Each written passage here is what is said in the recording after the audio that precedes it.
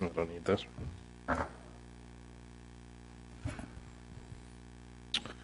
We on, Sue? All right, very good. Welcome, everyone, to this third budget session for the South Kingstown Town Council. Tonight, we're going to be going over the operating budget. Before we get to that, our first order of business is the pledge to the flag. Please rise and join us.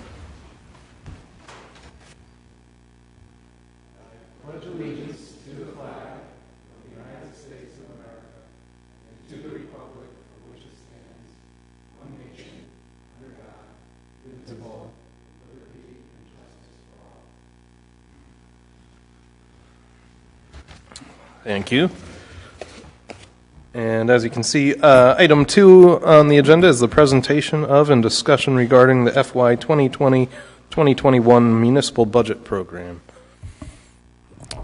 That's great. So Zach and I are prepared to give an overview of the budget, and then we're going to have each of the departments come up and give a brief presentation about their budget. We're going to actually go through in the order that they're in the budget book, so that should keep things relatively simple, and we shouldn't get tripped up too bad. So I think the first place we want to start is let folks know where we are. This is the third budget work session. There will be a preliminary adoption of the budget by the Town Council scheduled for the 23rd of March. I will note that this is also a Monday after the Sunday on which the deadline for adoption occurs. However, we're in compliance on the 23rd because the charter does contemplate that if the 22nd should fall on a Sunday, we should do it on the 23rd, which is the Monday. So that's the schedule is tight as it can be, but it is in fact still compliant with the charter provision. We've had a change in the schedule for the 2 public hearings at the request of numerous folks. We've moved the first public hearing to Monday, April 6th, and the second public hearing to Tuesday, April 7th. That'll give the council a good deal of time to consider public comments and consider the budget before final adoption, which is tentatively scheduled for the 23rd of April. Tonight's objectives are to provide an overview of the budget, to hear from the town senior management team regarding their proposed work plans, and to hear from the public. So one of the things that I want to cover here tonight is a question that I've received a couple of times over the course of the last week. I've been asked, how can you possibly have proposed a 1% property tax transfer last year and come with a 2% property tax transfer to the schools this year? What's different? I mean, this seems very inconsistent to folks. So I want to address that question because I think it's an important starting point. It grounds the entire budget as we've designed it this year. Last year, the rate of inflation from January of 2018 to January of 2019 was 1.55. I came in with a 1% property tax transfer, which is about 0.5% below the rate of inflation. This year, the inflation rate between January of 19 and January of 20 is 2.49%. And in fact, we just got the February numbers, and it's 2.59 now. Instead of 4.9 last month, we're up to 2.59. Inflation seems to be growing. That's been consistent over the last 6 or 8 months. So this year's property tax transfer proposal is, in fact, 0.5% below inflation. We're very consistent in our approach on the inflationary metric. Another important difference between this year and last year is last year we were still in the doldrums with regard to wage increases. Last year was the last of the 10-year stagnation in wages that we had read so much about. In the year since last budget, we've seen a 3.2% increase in wages across the country. Wages have grown for the first time in a decade. So when we look at the ability of, or the impact of the proposals that we're making on individual taxpayers and households, we consider both What's inflation? What is it that the government's going to have to pay this year that it didn't have to pay last year? And the ability of households to actually meet the difference. Wages have increased more than inflation over the course of the last year. So we're more comfortable with the ability of the community to pay. The other, and really the most important factor, though, is that we try as we go along here to balance, and I'll talk some more about this as we get deeper into the presentation. We try to make sure that we're balancing the whole program. We look at the police department, we look at the public works department, we look at all of the departments, and we try to figure out what they need. What's the state of the system? Are they in good shape, or do they need something that they don't have? Last year, we had needs on the municipal side that we had to address. We had contracts that increased the wages in three unions. Those wage increases, by the way, we negotiated are below inflation at this point. Nonetheless, there were increases in wages for 3 different labor unions last year. We increased the workforce in EMS by 4 persons. We proposed an increase and received an increase from the council for the addition of an arborist, and we proposed and received permission to treat 2 long-term vacancies due to on-the-job injuries in the police department as if they weren't vacant, so we could fill those positions and get officers on the payroll. We addressed municipal needs. We needed to address municipal needs last year. At the same time, we reduced the school side by 35 positions, 7% of its total workforce. This year, when we looked at the budget, we asked, okay, what do we need on the municipal side? Turns out that the police department is fine. We probably are going to end up with a vacant position at some point in the course of the year. We're asking that we make permanent one of those positions that we dealt with last year. Rather than just let us backfill it permanently. The EMTs are all on the job, but they don't have quarters to live in yet. We haven't built out their bunks. We can't add more yet. We're not at a position where even if we needed more EMTs, and there's an argument that we could use more EMTs, but even if we could demonstrate that, we're not ready. We have to process what we've done last year before we move on and make more aggressive staffing changes. The arborist's position has not been filled because we have not been able to attract somebody with the skill set we need. We will fill that position, but it seems silly, even though we know that we ultimately need a 2-man team, to ask for another person while we are trying to recruit the first. Rob, did we buy a truck or not? For the arborist at this point? It's yet to be delivered. But we will have a crew out. I mean, we'll be taking from the highway division when we need to. We will start operating that program this year. It's just that we're not equipped to start manning up the entire division's too dramatic a word for it, but the entire team. On the other hand, in conversations with the superintendent, she describes a morale problem on the school side caused largely by dramatic cuts in personnel on that side. And I give some credence to that. When a department head comes to me and says, look, I've got a problem and it's caused by loss in personnel, I take that seriously. Is it the whole truth? Is it? No. And in conversations with the superintendent, she recognizes that the long-term staffing plan has to be brought into alignment with the needs of the students, the needs of the community, and the facility changes that are happening. Doing all of that in a year after 7% of the workforce was let go is probably not the right way to do it. So the answer to the question, why 2% this year, is all of that plus this one more element.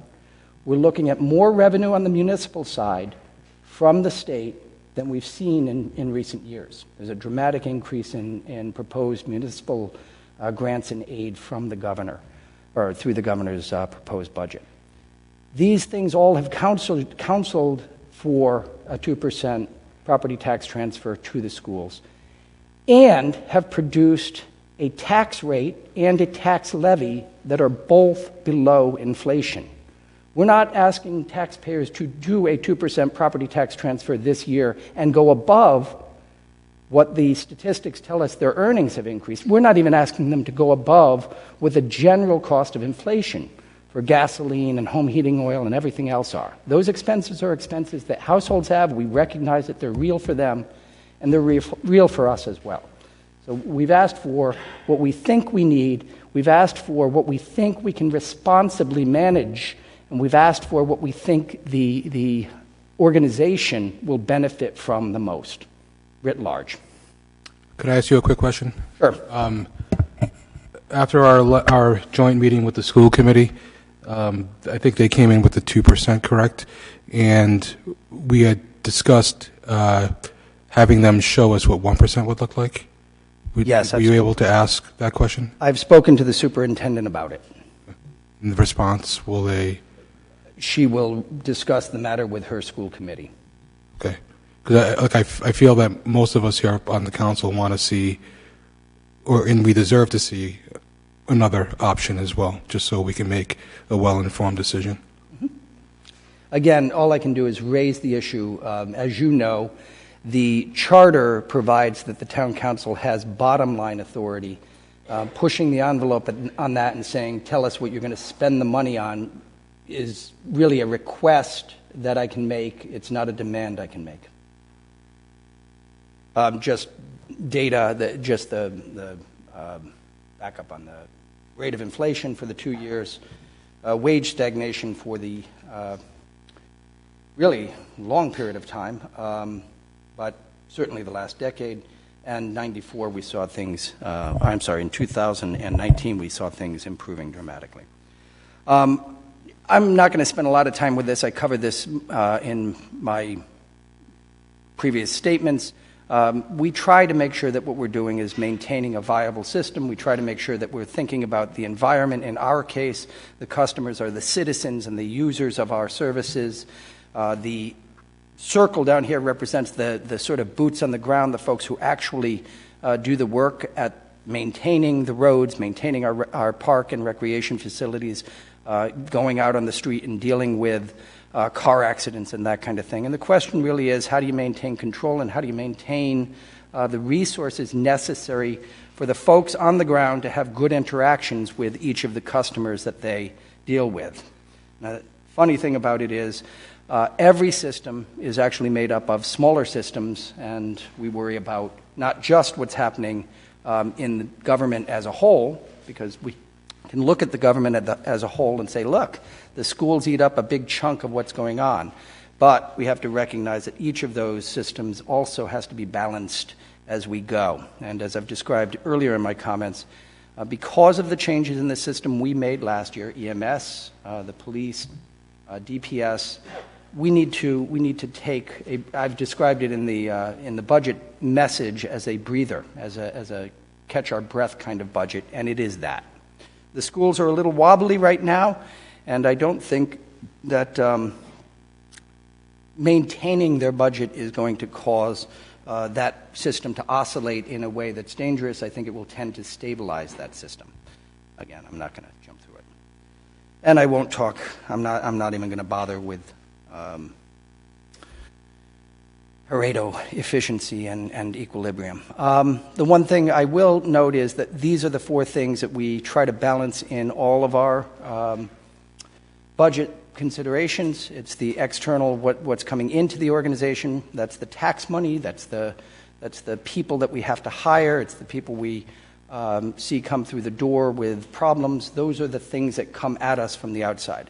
We've got material problems internally. We obviously try to manage our personnel and the equipment. We keep track of and maintain the equipment. And then there's the social elements, which are equally important. We have to manage and meet the expectations of the public. We have to make sure that we're cognizant of what the sort of will of the people is, and we have to design our programs to meet that set of expectations. Likewise, we've got internal social issues. We've got internal social challenges, culture and attitudinal aspects, ideas that come from our employees. Right now, this box is a very big challenge. These two boxes are a very big challenge for this community and for most. On the social external thing, the attitudes and culture, we've got all sorts of social dynamics going on out there that influence and affect the people who come to work in this building and who go to work in the school department every single day. Everything from the coronavirus concerns. Our folks are people too, and they have the same anxieties that the rest of the people in the world have. The social media noise affects attitudes and perspectives. It can be debilitating. I don't think that the sort of larger social environment is debilitating to the folks on the municipal side to any great extent. However, I do hear that the karma, the attitudes and cultural drivers in the schools is improving and, again, needs to be kept on a path toward improvement. So I don't want to beat that drum too much. I think I may have already done so, but I just want to, again, point out that this was not a mindless decision to make the property tax transfer that we have. All right, so to the meat of the budget. Our general property taxes account for 72.9% of the general fund revenue coming in this year. State aid is at $3 million, just over $3 million, and accounts for 11% this year. Licenses and permits are not that much off of what they were last year at $1.3 million. That's 4.9% of the revenue for the general fund. Investments are less than 1%, but not bad at $250,000. Department fines, charges, and just general department revenue, $2,074,000. That's about 8% of the general fund revenue. Operating transfers from enterprise and from the schools. Do we actually have a fund coming in from the schools? I've forgotten. We do this year. Small percent, but it's a number worth knowing. It's about $184,000 coming in. Fund balance applied this year is $500,000. We're proposing to offset operating expenses with $500,000 coming in from the undesignated fund balance on the municipal side. That is $50,000 less than we spent last year. And again, it's a number that could have been higher. We could have tapped more of that and historically have tapped more of that undesignated fund balance. We didn't because, again, the factors that we were looking to is let's stay under inflation. We should not be driving inflation, but trailing behind it, even if only nominally, is trailing behind inflation. We're still trailing behind inflation with only this amount being dedicated to essentially property tax relief. Yeah, that's that. We'll go to the next. That's a good point. So the other thought in holding our undesignated fund balance where it will be next year, and we will be at about 15%, which is pretty solid. The town policy is that our undesignated fund balance should be between 10 and 17%. So we're on the high end, even taking $500,000 this year for operating expenses. We're going to need that money. I mean, if we see a bond referendum succeed in the fall, we know we're going to need undesignated fund balance. We're going to need some wiggle room. That is often described as the rainy day fund. It's also just the contingencies. It's just the things that happen when you start taking on new projects. And without a doubt, the school facilities is new uncharted territory, as is the $6.5 million bond request that we've made for infrastructure on the municipal side. We're gonna need some wiggle room there. So keeping the undesignated fund balance above 15 makes sense to us. We would, if we hadn't taken this $500,000, we would have been inching toward the 17, and it just doesn't seem necessary. This year, we anticipate closing out at roughly 16.4% of the operating budget would be in our undesignated fund on June 30th of 2020. So this doesn't seem a crazy number. It's one that on some level is, subject to discretion and some thinking about what makes more sense. Again, if we weren't coming in under inflation, if we weren't looking at a tax rate increase under inflation, and we didn't have good employment wage and salary data suggesting people are not in the same straits that they were in 2 or 3 years ago, we'd tap more. We just don't think we need to at this point.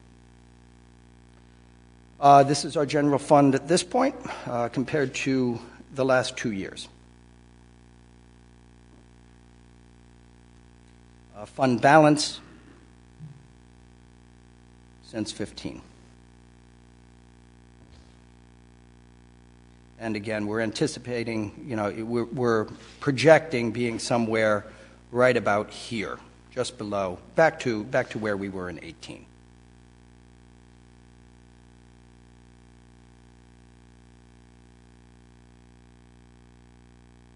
All budgets, including the enterprise funds. I'm not going to read those, but they're in the book, and if anyone has any questions, we're happy to answer them. The taxes viewed as an increase in the tax levy and as an increase in the tax rate. We have proposed a tax levy increase that, if you include motor vehicles, is 1.77% above what it was last year. Again, inflation is 2.49 this year. Our real estate-only tax levy is 2.46, again just below, but below the rate of inflation for the preceding year. And we have proposed a property tax increase in terms of tax rate at 1.94%, which is well below the rate of inflation.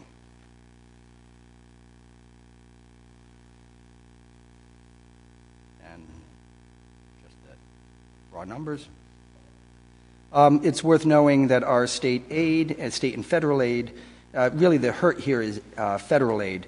Our state aid is slightly better this year than it has been, but we're not seeing much of a change, and the change that we are looking at is probably slightly downward. Licenses and permits we've described previously, but as a historic picture, this is what we've got. Investment income, we are down from where we were, but it was a really good year in 19. Up until recently, it's been a good year in 20. This is something I want to talk about as we proceed tonight, because please.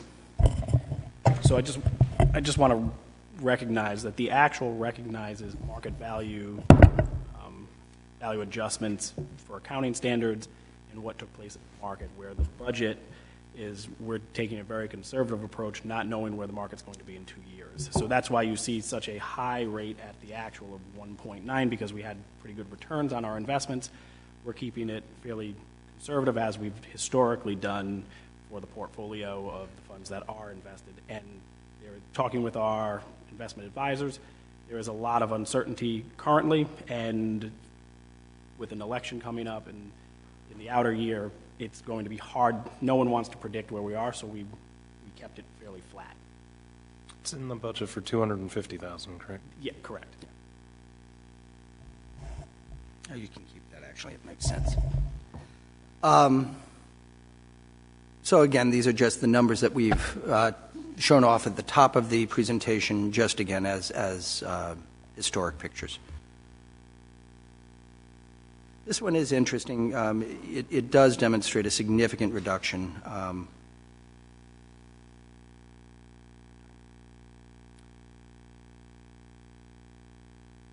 And these are the expenditures. So public safety we're looking at a $13 million, more or less, budget for public safety activities. Public Works is $3.2 million. Parks and Recreation is $2 million. Libraries comes in at $1.3 million. The capital outlay is $1.8 million. That, however, does include the property reappraisal. So that number is a little bit exaggerated, because we do have in there the property revaluation $300 and some odd $1,000 cost. So it's not actually going into capital. It's a project that we have to get done, and capital was the place to draw it from. General government is $1.5 million, and general service is $3.2 million.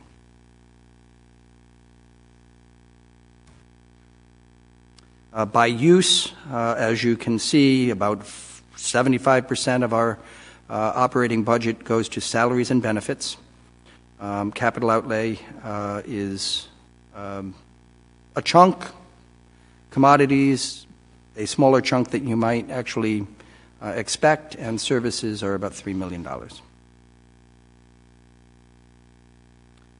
that, if you have any questions, we'd be happy to answer them. And if not, who's the first in the book? Who's the first victim? All right, Amy, come on up.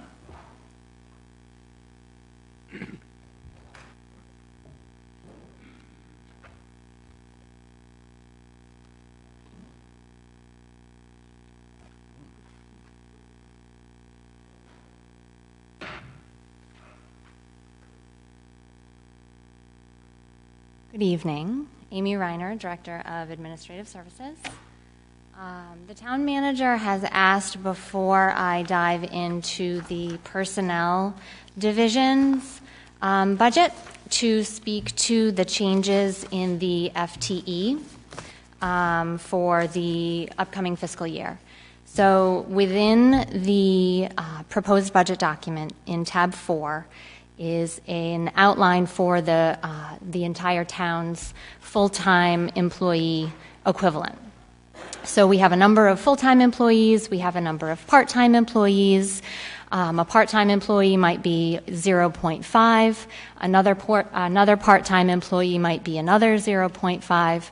So we have, at any given point in the year, around 500 employees in the town, but we have just over 220 full-time equivalent, which does not include seasonal or casual part-time employees, very low number of hours every year. So we have a couple of changes. We do have an increase in 5.0 FTE over the current fiscal year. There's also a few changes that you'll notice that are associated with the reallocation of facility division employees into a new facility division. So we've scooped their salary and benefits from, let's say, one division and another division, and really pulled those that were associated with the general fund into what had been the town hall operations and is now called the facilities division. Those employees' salaries and benefits that were associated with the outside funds, the special revenue, and the enterprise funds, for the upcoming fiscal year, they remain there. Those employees will be part of the facility division. We look to, in future years, most likely next year, to scoop those out of those outside funds and put them all in to reflect the full FTE. We do have a couple of, as you know, paramedics that were hired, that were hired based on your authorization to increase the number of employees in our EMS department, that they were hired effective January 1, 2020. So that is reflected as a 2.0 FTE increase for current fiscal year because they were here for 6 months. And then the upcoming fiscal year will reflect all 4. So again, that's only an increase of 2 for next year. So sometimes that's a little funny when we start them halfway through the year and then we show the full funding in the next year. Why that? We know it's 4. Why is it only increasing 2? Because 2 of them are shown this year. So that is 2 of the 5. A third is an increase in our police department, and I'm sure the chief can speak to this. I'm sure he's excited. We have proposed 1 additional patrol officer for the police department, which will bring the complement of our police department number of sworn officers from 54 to 55. This will actually be budget neutral, which is a good thing, because in the last couple of years we've had a few officers who've been on a long-term injured on-duty status. That we realize these are non-returning officers. They're pursuing disability retirement, but we have minimum manning, and we have to fill their shifts. So it was creating recurring overtime costs.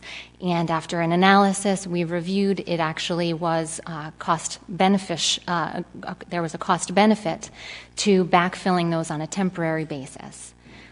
So one of those two long-term IOD employees has retired. So again, we've seen that departure, and we're proposing to backfill that position with a permanent increase in the department. We anticipate the second retirement in the coming year. So I anticipate seeing this time next year another request to increase that to 56. We have a few other positions as well that are proposed that are new. We have a personnel generalist, which is part-time, which I will advocate for in a moment, which is a 20-hour-a-week position, so the equivalent is 0.6 FTE. Again, I'll speak to the need for that, but right now we have one person in our personnel division, as well as myself.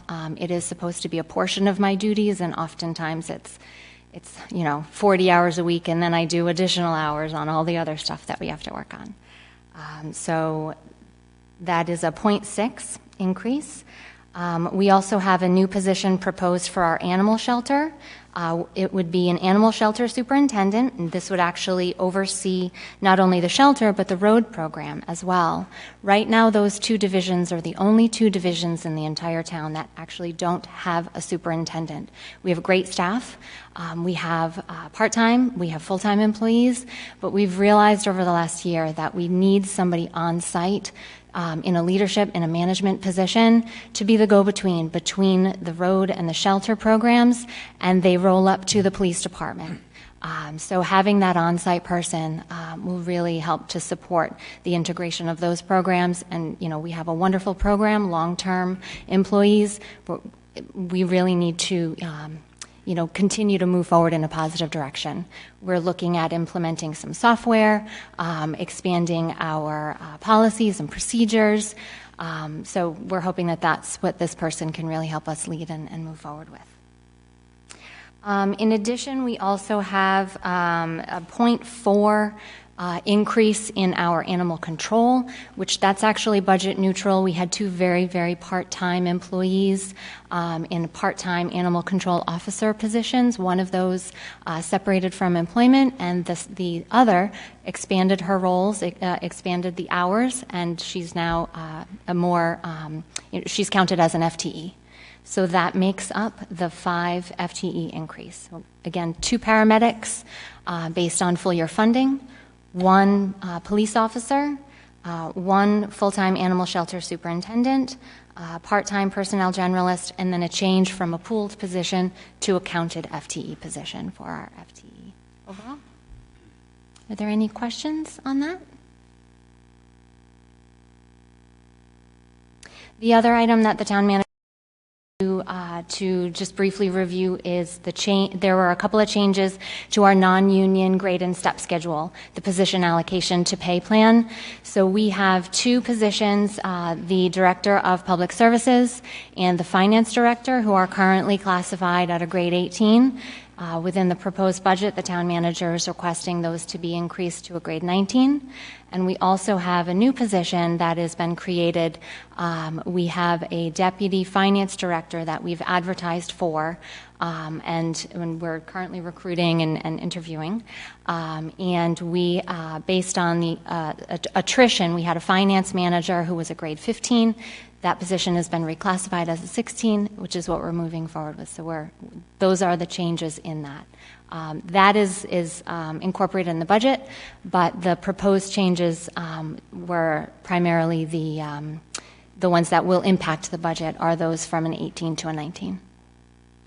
There's one other item that I want to make the council aware of here, and that is we also are contemplating that municipal court may be successful, and we're juggling. We're trying to figure out what's happening with the legislation. We've got room in our personnel budget as it is right now to adjust if need be, but we may be coming to the council with those adjustments during the course of this budget season. I had a conversation with Representative McEntee the other day, and she indicated that so far the response to the municipal court legislation has been favorable, and we don't see any red lights at this point. So fingers crossed. Things can certainly happen in Providence, but we are aware of the fact that that legislation will drive changes in the operations in the clerk's office, and are prepared to make those adjustments during the budget season if the opportunity arises. Amy, I have a quick question. In the past, we didn't have a deputy finance director. Is that correct? It's a change in the role of the position, and I'm sure that Zach can speak to this as well. It was not called a deputy finance director, and it was a little bit different position. It was called a finance manager. Okay. That was Gina Krakowski. That was her role.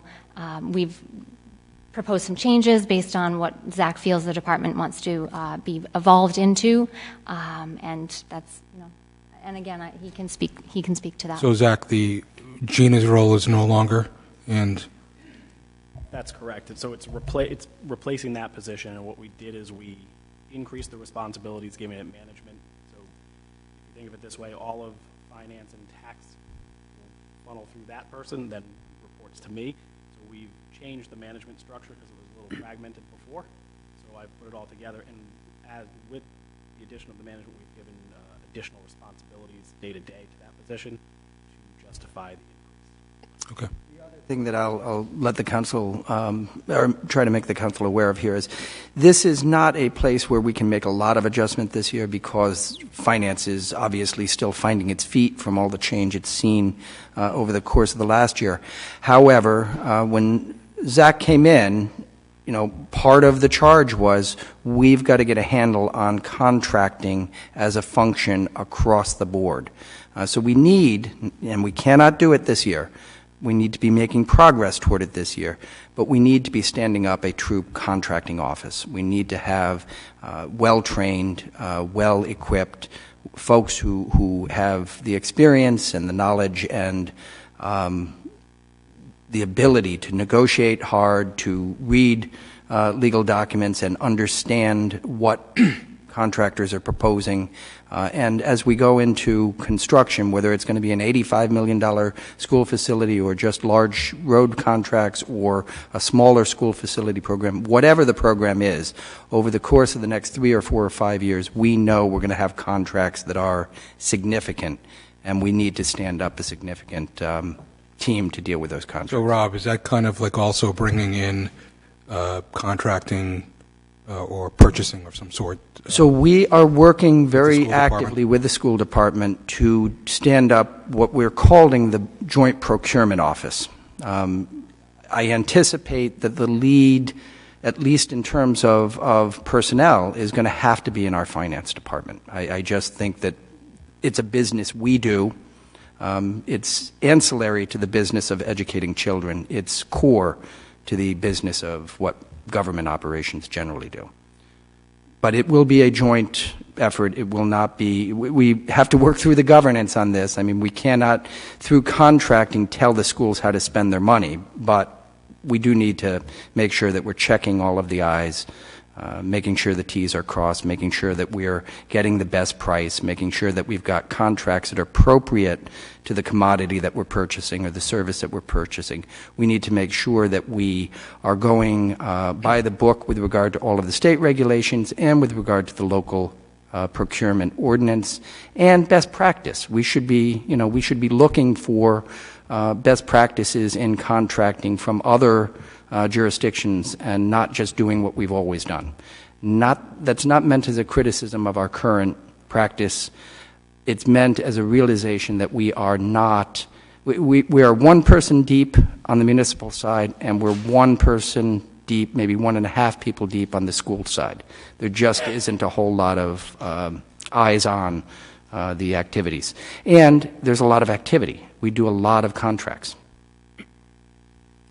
Just one additional point. So over the years, and Amy, you can correct me if I'm wrong, the position has existed. It's been under different titles, whether it was a controller or a finance manager, it was really, the positions were tailored to particular individuals and their skill sets. What I did is I took kind of the best of both positions and merged it into one, and then trying to find someone who can fill most of those requirements.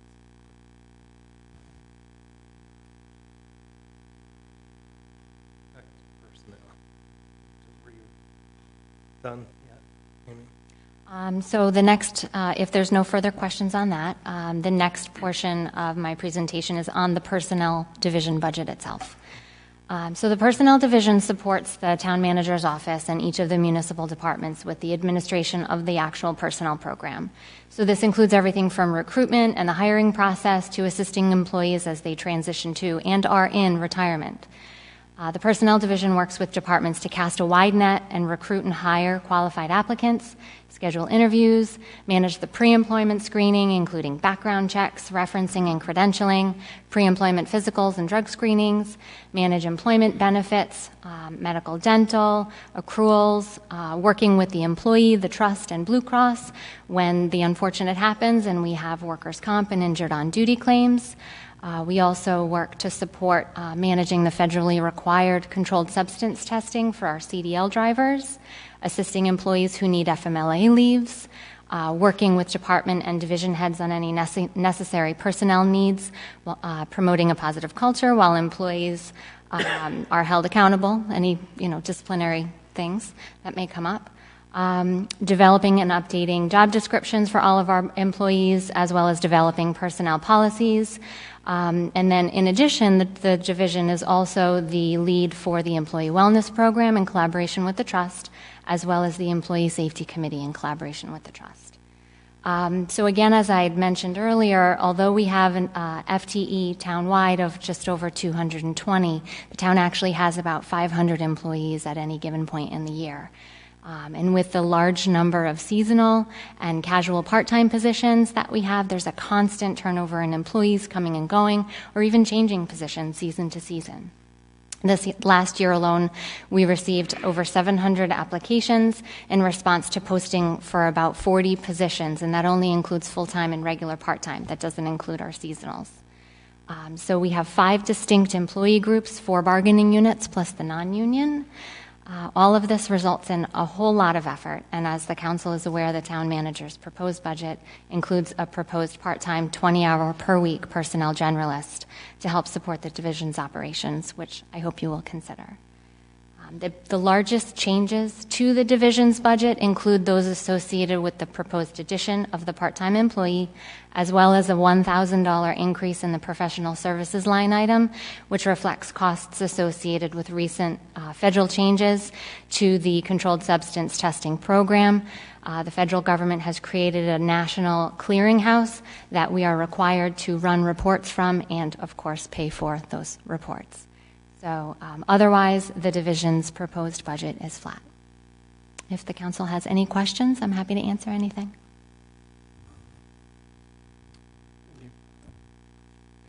Thank you. Thank you. And before we continue on with the departments, Mr. Gates has come in and was not able to attend our session when we were doing nonprofits and, the outside agencies and human services. We've invited him to come in and explain what I've asked him to come in and take on as an exciting challenge. We've actually recruited the South Kingstown Village Trust to make this pitch to the council. So, Murray, you want to come on up and tell us about revolving loan funds and what they can do for historic districts? Absolutely. Thank you for having me tonight, and sorry for being late. 495 was a bear. So the South Kingstown Village Trust, you probably have recognized it more as Preserve Wakefield than its newer name. We had changed the name maybe 9 months ago. And the Village Trust was established primarily to preserve historic culture and cultural resources within the town of South Kingstown, but even more broadly to support not just the preservation, but the overall sense of community that we have in some of our villages.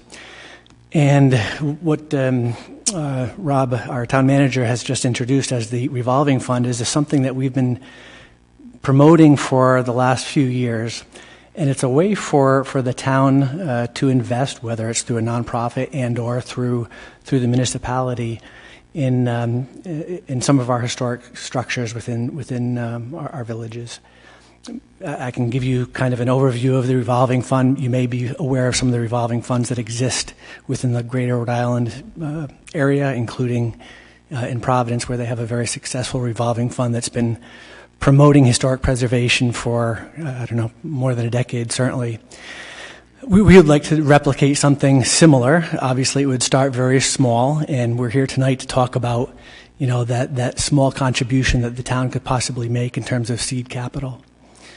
How that would be used by the Village Trust would be primarily administratively to help us support the application for different grants, where we would partner by having the town as a partner, along with some other potential nonprofit partners, in applying for funds through some of our traditional funding sources, like the Rhode Island Foundation or the Champlain Foundation, if it were a physical improvement.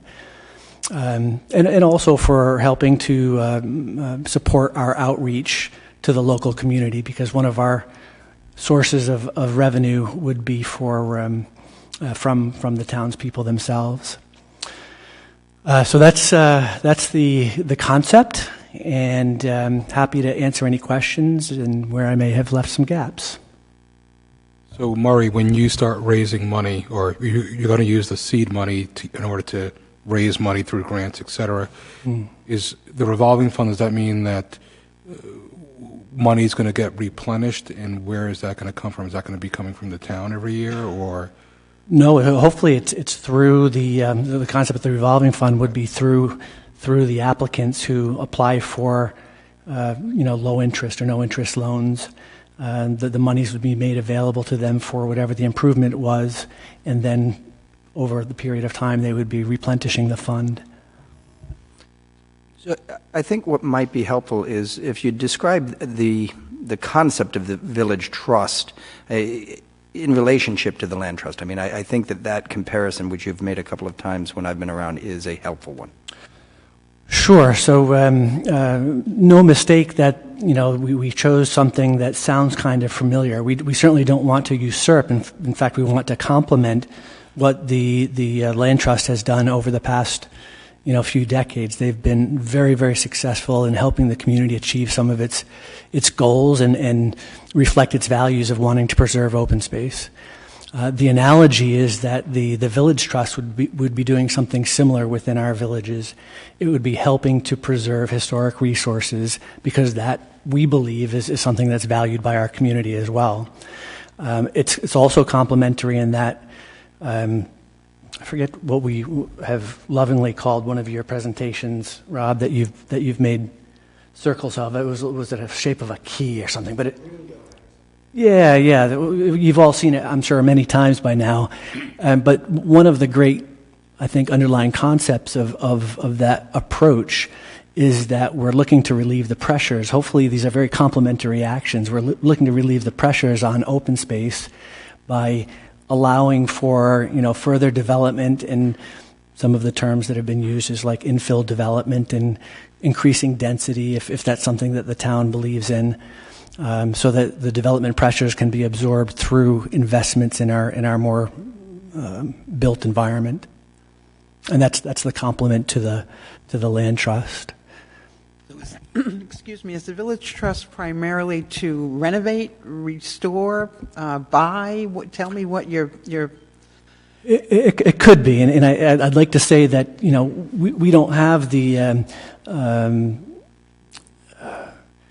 all of the details in writing that says if you're going to apply to the trust, these are the qualifications, and something that we could work on in fairly short period of time, but it could be all of the above. Our primary focus is taking, because we think it's where the perhaps the easiest and the lowest hanging fruit is taking some of our historic structures in promoting adaptive reuse, and also in even things such as facade changes as an example of something that would be a very easy improvement that would help the downtown to continue to be a very vibrant place. It sounds fairly superficial, but if you start doing things like improving the facades of some of our buildings, with of course the willing participation of the proprietors, you start gaining momentum within the community and understanding that historic preservation has a place, and it helps to generate, hopefully some economic development as well. And are the properties identified geographically, or are they spot? Is there a list of properties that you're proposing this would apply to, or areas, geographic areas? Certainly within our villages. So that's the concept, is within our principal villages. That's the whole town, right? So we're village. We're made up of villages, right? So I guess what my question really is are you looking at Peacedale? Are you looking at downtown Wakefield? Are you looking at Middlebridge? Where is it? All of the above. Well, think of where most of our historic structures are in the most densely populated areas. As you said, Right. You started with Wakefield and Peacedale. Certainly Kingston has some, but Kingston already has, a very mature historic district, which has a lot of its regulations as well. But yes, Wakefield and Peacedale would likely be the primary candidates. And again, we would have very defined criteria for selecting or approving applications that come to us. It has to be application based. We're not going to say, what a lovely building, please come join us. We want the property owners to understand the value to them as part of the historic fabric of our village, and for them to submit an application, which hopefully will be very beneficial for them. And are the processes in place yet? The application, who sits on the board, who's going to be reviewing? They are not. They are conceptual in nature. We have a running organization. But until we had some feeling and feedback back from the town that this is a program that they want to support, because it really does require the partnership of the town. We hadn't, up until this point, gotten too much feedback that said that the town was interested in this level of partnership. Although it's been a concept that we've proposed for a number of years now, perhaps we weren't voicing it in the right way or to the right people.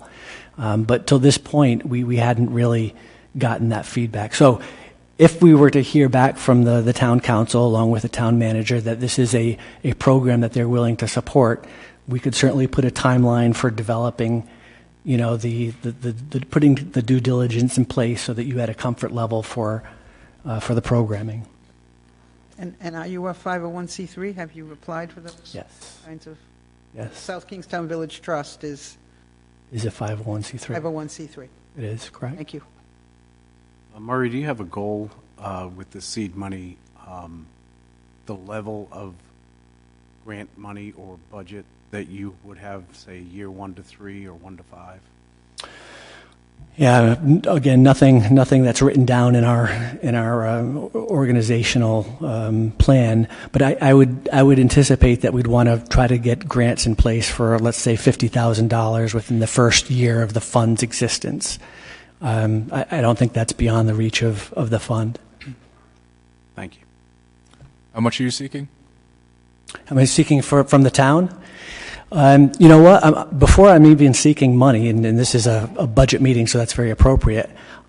More valuable to us is the nod of your head saying that this is something that they want to engage in, because a $3,000 commitment in this fiscal year, quite frankly, is much less meaningful than an endorsement of the concept and an understanding that the town is willing to have this level of partnership. And again, it's less about the money, but to be successful, we acknowledge that when we go and seek grants, we need the town's partnership, because in almost all circumstances, they want to see the town as a partner. $50,000, no. I think starting between $3,000 and $5,000 would be appropriate seed capital to allow us to achieve those objectives, which is to support the administrative tasks of seeking funds from different organizations as well as from people in the community. So the proposed amount in the manager's proposed budget is $3,000. I will note, Council, that this is actually an activity that could also be handled through contract if, if a grant weren't the best mechanism, or if the Council decided a grant is the best mechanism. If you're looking for deliverables like an application form, like a particular submission, that can be handled through contract as well. Murray, would you be, your organization, would you be writing the grants yourself? Or? Yes. Certainly, if we're putting your name in it in conjunction with the town and making sure that they had a chance to vet them.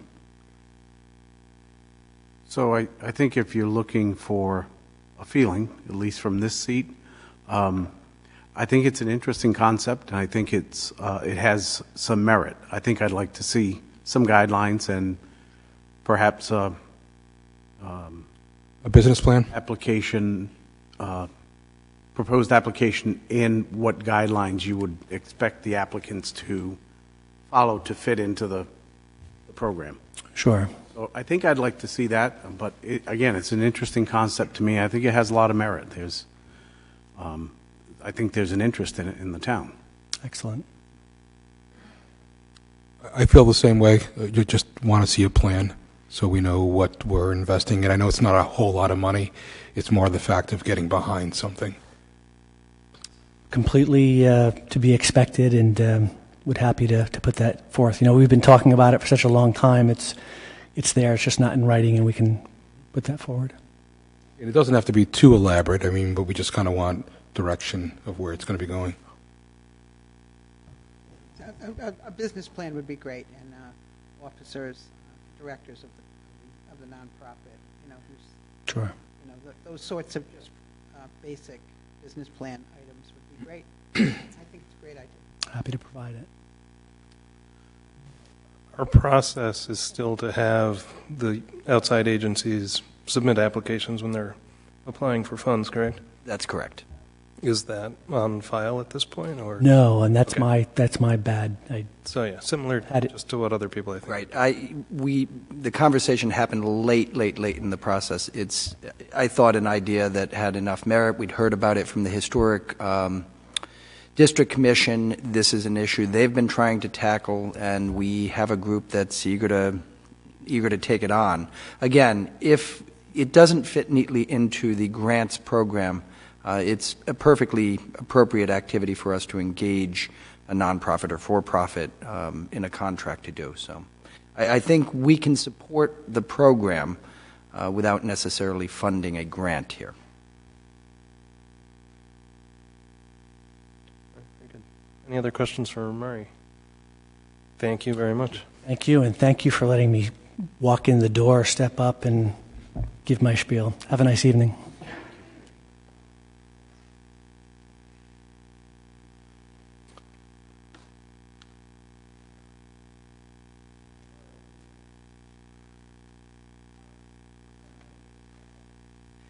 Actually, we're going to skip the town manager's budget on to the next because I've done enough talking. Who's next? All right. Thank you. As you all know, the town clerk's office has, responsibility for 6 major divisions, the town council being one of them. You're going to have to, I think, move closer to the mic. I'm sorry. Thank you. We record land evidence records. We handle the Board of Canvassers. We have the Registry of Vital Statistics. We manage probate court, and we handle all business licenses and a various amount of other services to the public. Our office consists of 4 office staff, a deputy clerk, and the town clerk. Funding this year, proposed for next year, is basically static with this year's funding. The Canvassing Authority, on the other hand, has a substantial increase due to the fact that we will be having a primary in September and a general election in November, and that is very intensive and costs a lot of money to run the elections. So the increase in funding for the canvassing authority is based on those two elections, which are in next year's budget. A quick question on that. If there's a need for a special election, it's not budgeted, correct? No. Okay. The budget referendum is budgeted for every year because it is part of the budget process, so we have to budget for it whether or not we have a budget referendum called for. A referendum for a special election referendum is budgeted. No, No. we're talking about the budget referendum if someone I'm sorry. were to Okay. petition to the final budget, and we would hold that in June. Okay. That is budgeted for in a separate account. But as far as a special election for the school bond, if it went at a different time, or if we had to, like in the past, have an election for a council person to be replaced or a General Assembly representative to be replaced, that is not budgeted for. What are the costs associated with a special election? Probably in the neighborhood of $10,000 or more.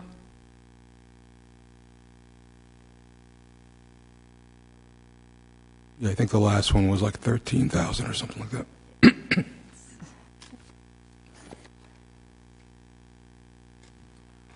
Any other questions for the clerk's office?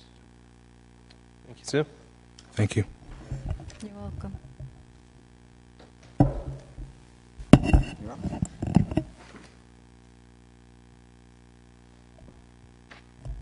So, as you know, the Finance Division is responsible for the town's financial procurement, risk management, tax and utility collections, accounting control, and cash management, financial reporting, and debt management. Nothing terribly exciting, unfortunately, but necessary. So, the majority of our budget is salaries and benefits, which are approximately 95% of our total budget. We talked about the FTE increase for our deputy finance director, which would be the largest increase. We've also had some increase in salaries due to reallocations of one of our people in the tax collections office and bringing that back to the finance department as opposed to having it allocated amongst other divisions within the town. Other than that, the budget is relatively flat, with the exception of our printing expenses have consistently gone up and become, and that's for 1099s, W-2s, check stock, direct deposits forms, things of that nature. It's just one of those things that we're tied with a particular vendor for our system, and we purchase the materials through them. So we've increased our budget to make sure that we are in line with what we expect for the coming year. Other than that, any other questions? I'm happy to. No questions on the finance board? As we go through the night, if it's possible for folks to just give us a page number to look at as we're discussing the line items in the budget. Yes. That would be helpful. Thank you, Zach.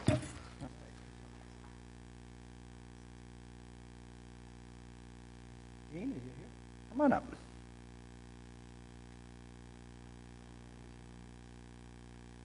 It's going out of order. You didn't. Yep. Yeah. You can just do town. Search town. It's six. Page 6-12. 612, yes.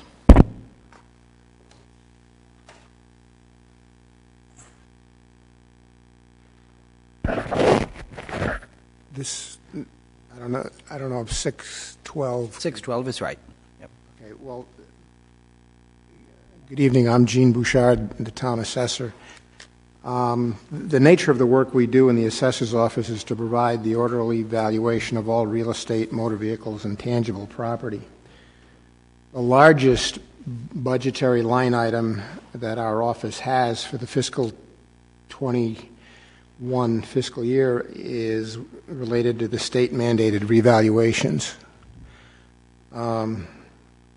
As a result, our office is requesting $343,300 for the revaluations that are coming up in 2021 and 2024.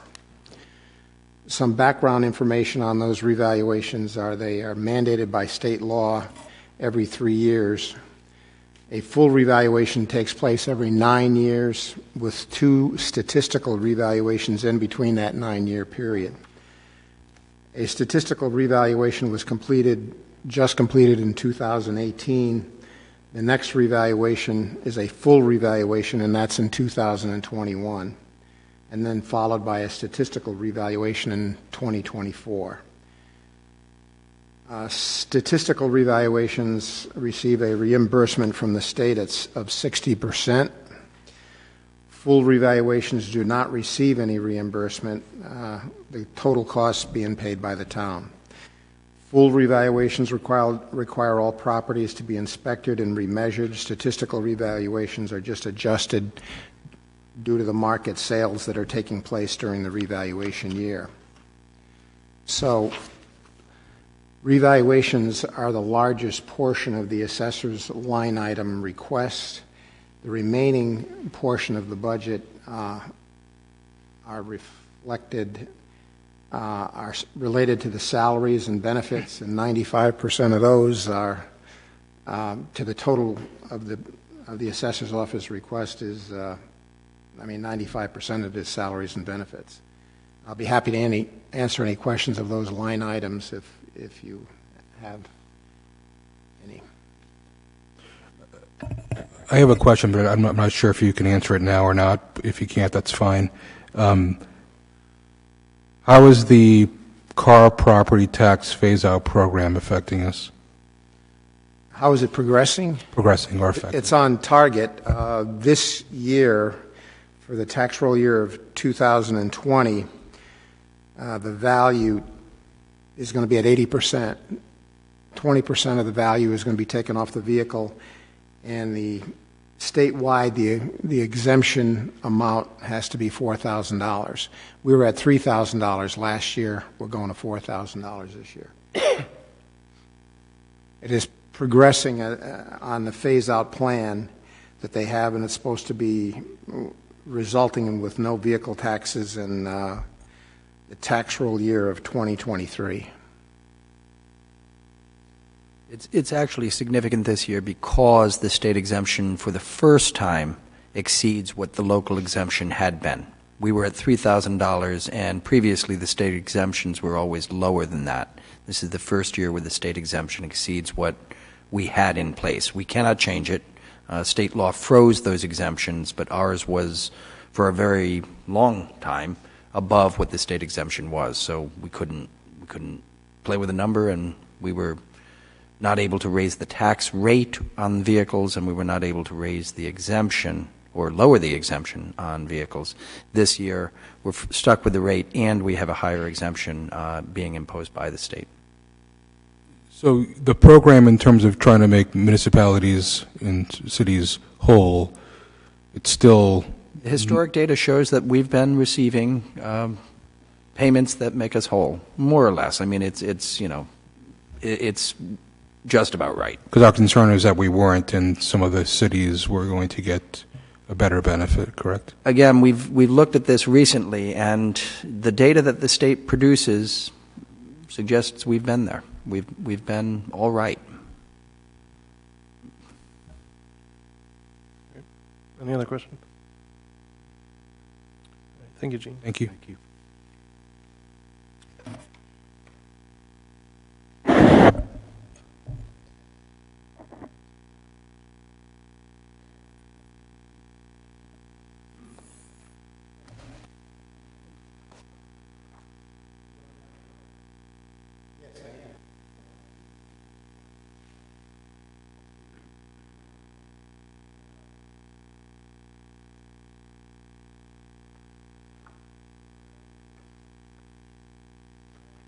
No, my notes are on the computer. Planning's on 6-17. Thank you. Good evening, everyone. I'm Kayla Gray, the Director of Planning. So the planning department contains the planners themselves, our planning associate who provides administrative support, and the GIS division. So within that, I'll do a little bit of an overview on what the planning department does, what the GIS department's focus is, and then I'll give you an overview. Largely, I'll cut to the chase, which is that we are a budget that is functionally level funded. The increases that you do see in the budget are very nominal. They're related to the technology capital fund increase, which is a standard set, and then additionally just salary increases based on contracts. Aside from that, our general budget is level funded. It's actually, I believe, a little bit reduced. So the planning department is in charge of land use. We review subdivisions when we are doing day-to-day work and developments as they're coming forward. We work on developing new zoning ordinances as we find things that are not performing the way they should to get us to our vision for where the community sees itself. We work on comprehensive and long-term planning. We work on natural hazard mitigation and adaptation. We work on community development, which largely relates to our community development block grant program. And we work on special projects. Very often we joke that the planning department is where projects go when they don't quite squarely fit in any one place. The GIS division is a division that supports the planning department very strongly, but supports several other departments in the town as well. Staff in the GIS division work to produce maps and analysis. They keep up to date the WebGIS program for the town, which is used very often by citizens of the town when they're doing development and when they're just trying to learn a little bit about what they're zoning and what's going on around them. We work, the GIS division works on database management. We try and keep all of our tax assessors' records and different sorts of records, honestly, sewer cards, information, all digitally kept and attached to parcels through that system. And then we work on training and public access to those so that people find the ways to bring the information to themselves, both as staff and in the public at large. So our budget itself, as I've stated, is largely salaries. Planning tends to be a department where the salary expenses outweigh largely everything else. Mostly what you get from the planners is the time and effort we put in. So you see that our salaries are where the large bulk of our budget goes.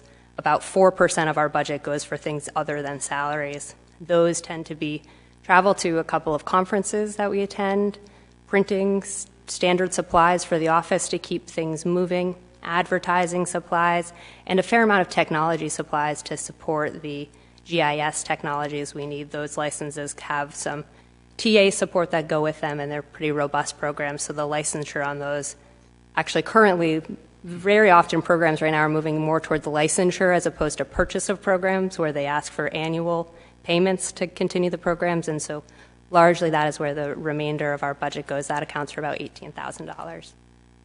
And that is really what we have going on in the planning department's budget, but I'm here and able to answer any questions you all have.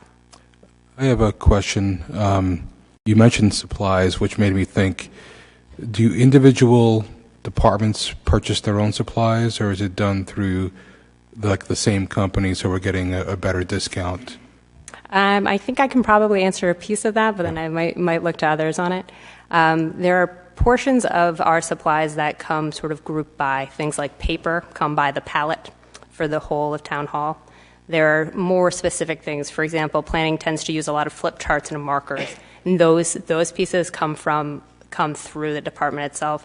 I believe a large number of departments end up using WB Mason as a supplier, and we have an agreement in place with them that we keep purchase orders open to keep adjusting as necessary. But so I think it's a little bit of a hybrid. I think some of the townwide expenses, things like paper, are done more aggregately and postage as compared to, say, the things that might be unique to each department. So a little bit of both is my understanding.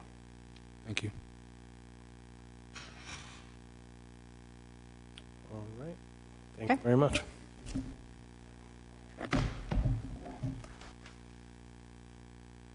Rob, who negotiates contracts, like, say, with WB Mason or... So, you want to talk about WB Mason?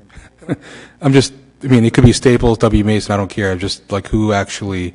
So, our contracting for things like paper In all likelihood, and I don't know for sure because I haven't checked in with our procurement clerk, but in all likelihood, we're going off the master price agreement for the state. Okay. We're not likely to be going out to negotiate for a sort of run-of-the-mill commodity that we know a large procurement office has already negotiated a price on.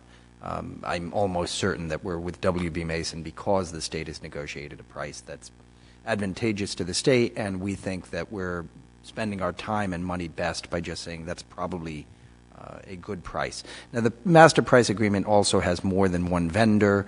We can go to a master price agreement and ask for a lower price. We will do that occasionally. So if the state's got a master price agreement of $10 per whatever, per unit, we can go to that vendor and say, hey, we see you're on the master price agreement. We want it for $8. Can you do that?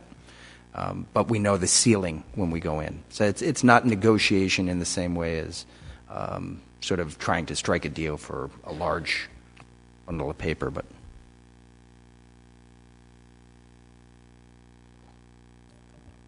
Who's next? So building and zoning? Is that-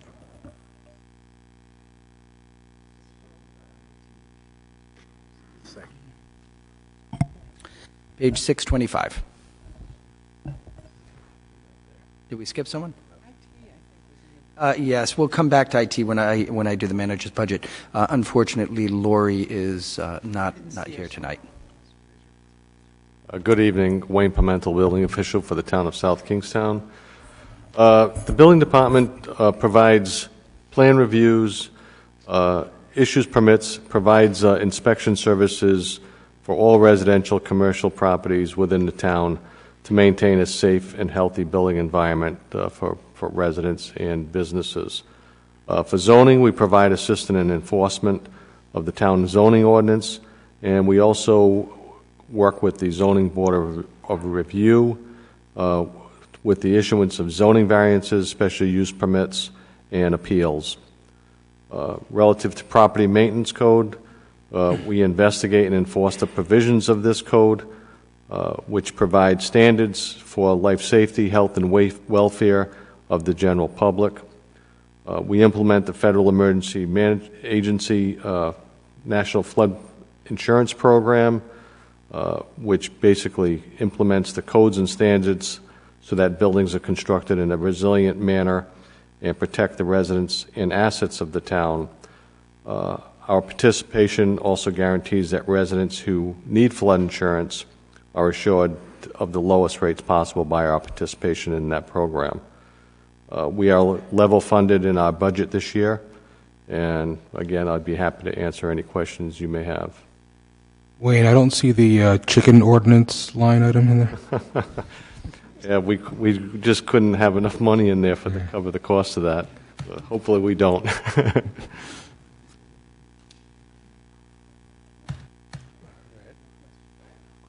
Let you off easy tonight, Wayne. All right. Thank you. Thank you very much. Thanks. Thanks, Wayne.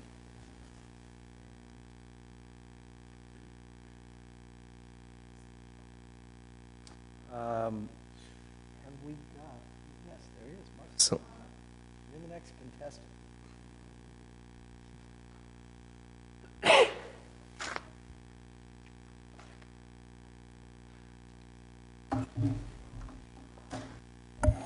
Good evening, Mark Russo. So as Amy put it earlier, the town hall operations is going to shift to a facilities division, and the town hall operations has just been level funded. I think we just increased the fuel oil by about $200, but that was it. You'll see the salaries are, there's a 300% increase in salaries and a 400% in benefits, but that's been taken from other departments. So it's basically level funded. And what that'll do is it would allow us to use those folks in other divisions or other departments without having to do a payroll transfer and move forward from there. So other than that, I mean, the budget narrative that we put together with Amy, Rob, and Zach, it spells out the routine and preventive maintenance, the long-term proactive maintenance, safety and code compliance, working with UFD and with Lance, and hopefully get to a nice, clean, safe building for everybody. Any questions for Mark? Thank you. Okay. I have one quick question. I'm just thinking about it right now. Seeing that this COVID-19 thing's going on, are you spending a lot more? Do you budget for things like that, and are you spending a lot more money with? Well, this came on pretty quick. We were about a week ahead of the game before everyone started really panicking with that. We ordered in as much as we could. I went back the next day to order more, and everything was sold out. So I've been working with Russ at the school department, and they've got some things in stock, and there's some reason they're able to get things that we can't. So I think it's just because of the school department. But and I've instructed all of our building maintenance techs to go around, and everything that's heavily touched, door handles, push buttons, everything like that. They're wiping them down every single day. So hopefully we're keeping ahead of it. I mean, we're trying. Just so the council is aware, we have had a meeting today with some of our senior staff. We're going to be dealing with a memorandum going out to the rest of the senior staff. We're beginning to look at the full budget implications, the full personnel implications. If this endures, and it looks like it's going to be an event that lasts for quite some period of time, we will have to, adjust our programs. What that means at this point, we're not ready to say. We don't know. I just wanted to go back one to the contracting, Rob. I'm working with Russ now at the school department because we have a new elevator contract coming out. Our 5 years is up. So we talked to Maria. Is it Maria in the purchasing department there? And we pulled all their information in, and we're going to bid together, and hopefully we can get a lower price. I think altogether we have about 16 elevators in town buildings, schools and towns. So they're really expensive to maintain, right? Yes. Well, let's take this building, for instance, is one story. It's $1,520 for a full-service contract, which is 4 inspections per year. Yeah, so bundling buildings is clearly the way to go with that. So we're moving with that. I don't want to get too deep into contracts. We get a lot of folks we're going to get up here. But I will say this. Contracting yields 2 benefits if you do it right. One is you realize savings because you get greater buying power. So collaborating with the schools means we get better prices because we're buying more. And the other is cost avoidance. A well-read, well-negotiated, well-drafted contract avoids expenses in litigation, avoids expenses in additional fees and costs that you don't incur. That's really where the benefits come. It's hard to justify contracting personnel and contracting systems sometimes because the savings is in what you're not spending. And if you're spending it, you find it hard sometimes to imagine that you don't have to. Thanks, Mark. Thank you.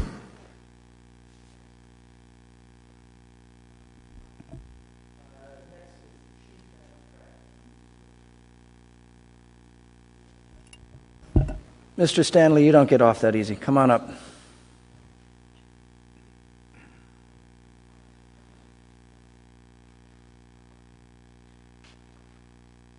Good evening, everyone. Joe Jaber, Chief of Police.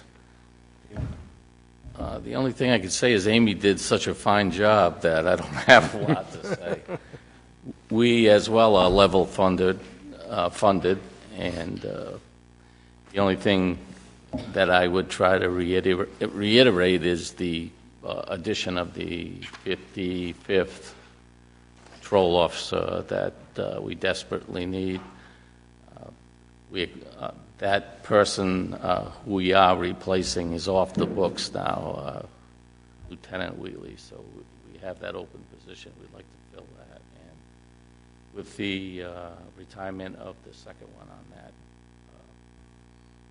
the second officer who is still out on extended leave, once he leaves, hopefully we can make that 56 officers. Pretty much the police operational budget is flat. Most of, if not all of the extra cost is wages and medical benefits. Same with the Same with dispatch, same with the civilians and the animal road. That budget is also budget neutral. And as Amy also mentioned, the animal shelter superintendent, which I would support as well. Quickly, if we were to get the 55 sworn officers, we would have 55 in that rank, 18 ranking officers, 1 chief, 3 captains, 6 lieutenants, and 8 sergeants. We would have 37 patrol officers, 5 detectives, 2 SRO officers, and 1 training officer. We also have 8.5 dispatchers and 7 civilians. I don't know if everyone was aware of that, so I just wanted to mention that. Also, we have obtained a grant of $25,000, so that won't cost the taxpayers anything, to support our canine, who arrived last week, and his name is Connor.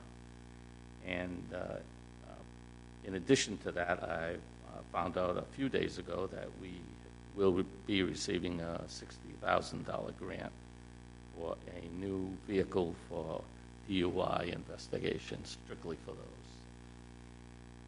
So other than that, if you have any questions. You said hopefully we're going to get to 55 sworn officers. How many, I know that some people are on leave, disability, or things like that. How many are you operating with as we speak? We're down 3 officers right now. Okay. So you're down to 51 currently? Currently, it's normal. Right. You know, we have officers in Police Academy now, 2 officers, and we've hired 1 as a lateral transfer. But normally we'd be down 2 or 3 just okay. from retirements, injuries. So hopefully by the end of this year you'll be up to 55? I hope so. Which I'm only bringing that up because that'll ease some of the overtime. Yes, exactly, and that's why we need those officers. I didn't mention that. It helps. We have the minimum manning clauses in the contract, so that will help alleviate some of that overtime. But, Counselor, you're exactly right. I mean, that is the plan. We're working toward a 55 officer complement by the end of the year, and I will foreshadow that while this is a breathing year, there are more needs in the police department, and next year we may be to that plateau. We may be to the place where we can come back and say we're ready to begin training and doing more, particularly in the traffic safety area.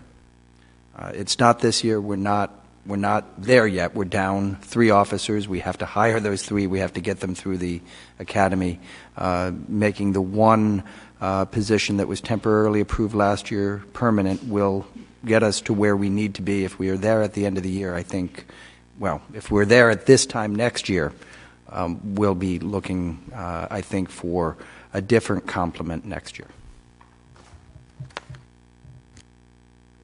We're a growing community, and that's going to drive that, just like it's going to drive EMS in terms of the difference in population.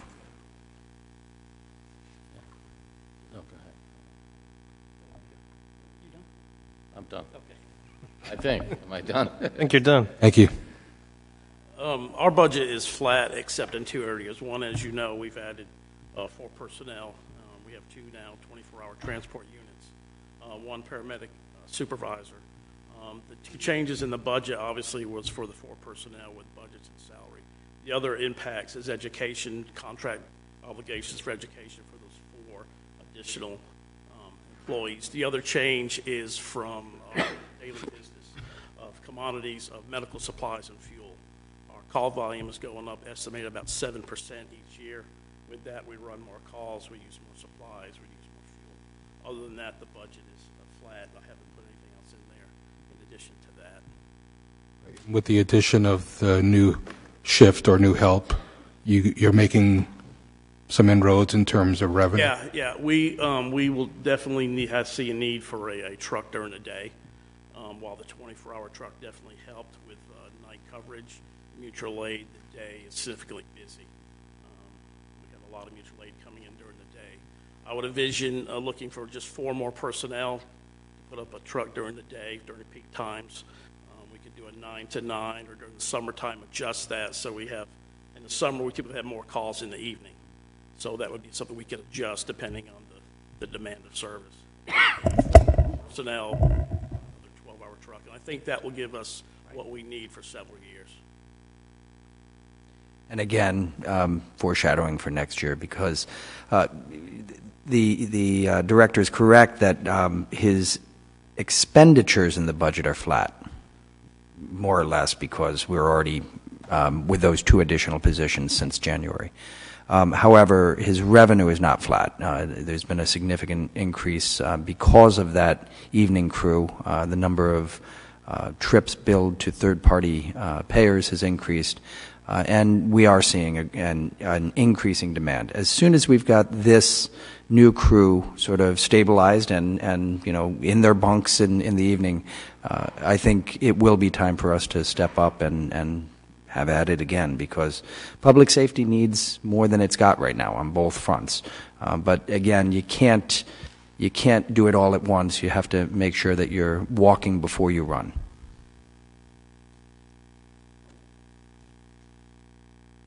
Right, and I think the other thing that the public should know is that we do not charge any extra to town residents. Town residents are not billed if their insurance doesn't pay for the trip. Correct. Non-residents are only for the insurance. Because they pay their taxes. I mean, Correct. They're paying for it.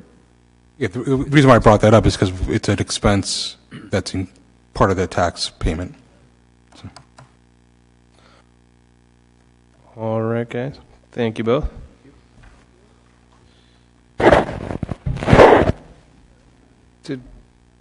Before you get up here, John, did we want to have Lance and the Harbor Patrol?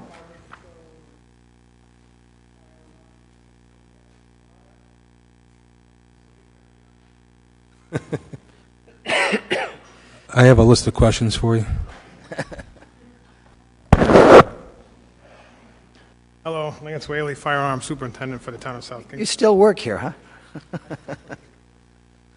My introduction. Stack, I'm the Harbor Master. Welcome. The Fire Alarm Division is a department of 2 full-time, 1 part-time. We take care of over 100 miles of aerial and underground fire alarm wire. The goal of my department is to keep all the fire alarm systems in the town up and running and up to date, and make sure that the end users, being the business owners, are getting what they pay for with the testing companies. My budget is flat except for contractual obligations, and we are taking on a big radio project, as you guys are all aware of. That's about a snapshot. So you have 2 full-time and 1 part-time. Is that enough for your department, or do you need more help? Right now, we're holding. We'll see when this radio project comes about. So when the new radio project comes about, you might need additional help. Possible. Okay. Very good. Thank you. Good evening, Mike Stack, I'm the Harbor Master. In conjunction with the clerk's office, manage all the moorings in the town, as well as providing for safety and patrols out on the water. This year, my budget is actually 6% less than last year. Decreased our budget due to some one-time expenditures from last year. Myself, I'm a 0.5 FTE, and we hire currently 2 seasonal summer employees to assist with patrol hours out on the water from Memorial Day through Labor Day. Mike, how many moorings do we have? Because you brought up moorings. Yeah, so we have about 220 moorings in the town. It fluctuates depending on demand, but right now we're about 220 moorings. I should mention that the mooring revenue exceeds the budget request from Harbor Patrol from the previous year. Generally, we're between 90 and 100% of our request is funded through mooring. So I just had a quick question on one of the line items, and I don't know if it should be for you or for Zach, but safety-related materials and supplies is down dramatically. It's not a high dollar number. It was $2,500 last year. And it's Yeah, there was some one-time expenditures to upgrade some of the equipment on the older patrol boat. It's a 20-year-old patrol boat. Some of the electronics, some of the other equipment there was aging or had failed. So I requested some money to upgrade those items. Those were upgraded, and so that's dropped off this year. So that's why, as you said, the budget's pretty small. So yeah, those swing the percentages. Yeah, it has an impact. Yep. Thank you. Sure. All right, thanks, guys.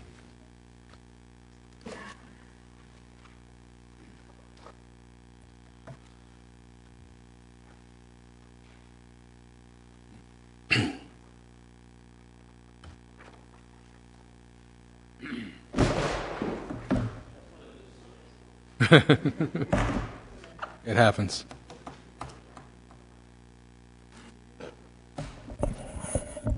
Good evening, John Schock, Public Services Director. John, not just for you, but I got a couple emails that people can't hear the presenters, so if we could speak to the mic. Closer to the mic would be great. So we start on page 8-1, which is the engineering division. So essentially the engineering division, we oversee the infrastructure in town, much of it the roads, bridges, dams. As you know, we've been heavily involved with the seawall project. And the engineering division is also the essentially the project construction management arm of the town. We help other departments. In fact, Rich Bourbonnais has been spending a lot of time in the school project with some technical assistance. So for the upcoming fiscal year, there's really no change in the budget. We're pretty much flatlined. And in addition, the engineering also oversees the tree warden and the street lighting budget. That's on page 8-6. Tree warden budget for next year is essentially, again, flatline, no change. I will mention that we're just getting finished up with significant tree removals with our contractor and National Grid. We've removed probably about 140 trees and grids, probably about a dozen of trees dying or dead, primarily due to the gypsy moth blight. So we've made a substantial effort this year in trying to get rid of trees that are a threat, public safety threat to the public and the utilities. Again, no other issues with tree management other than that. Street lighting, we are getting closer to finally beginning the LED conversion project. We've been waiting on some direction from RIDOT because, as the council may be aware, Johnston settled with RIDOT to accept streetlights on state roads. So of our inventory, we've got about 30% of our lights that we do pay every year are on state roads, and the lighting budget is about $200,000. So once we get those lights off our inventory, that's going to be an instant $60,000 reduction. So our goal is once this LED conversion project starts, would be to do the state street lights first, get them right off our bills at that point, and then we'll have the energy savings for the remaining lights that we own once they're converted to LED. So because of that, we carried about a $40,000 reduction in next year's budget for street lighting. That's why you see the reduction there for the, again, carving out that $60,000. We're hoping it's going to be closer to 60 than 40, but if we can get those state street lights off as soon as possible, that's our goal. So I don't know if any other questions on engineering or street lights or trees. Going on to the highway division, which starts on page 8-7. As the manager previously mentioned, we were hopeful to get a second arborist for this upcoming year. We understand the budget constraints, so that's going to have to wait until a future year. Other than that, highway is essentially unchanged from the current year. I will mention that of the $218,000 in the current fiscal year for winter storm activity, we've only spent about 23% or $52,000. So we're hoping to end up with a surplus of about $150,000. And the way the weather's going, it looks like we're going to realize those savings. And I don't ever remember it being like this. I mean, we're usually at our winter storm budget allocation, we're over. This is just unreal this year, this past winter. So other than that, I don't have anything else, unless council has questions for highway. I have a question for roads in general. Is that okay? If we lived in a perfect world, how much money do you think you should have in your budget for the road program? So that's a two-part answer. So we've got about 150 lane miles, 150 miles of road, 300 lane miles. We've either reconstructed or repaved about a third of it since 2000, so that's roughly 50 miles. 50 miles in 20 years, basically? That we've repaved or reconstructed. So, I mean, to finish that, to do paving work, I mean, it would take probably another $70, $80 million.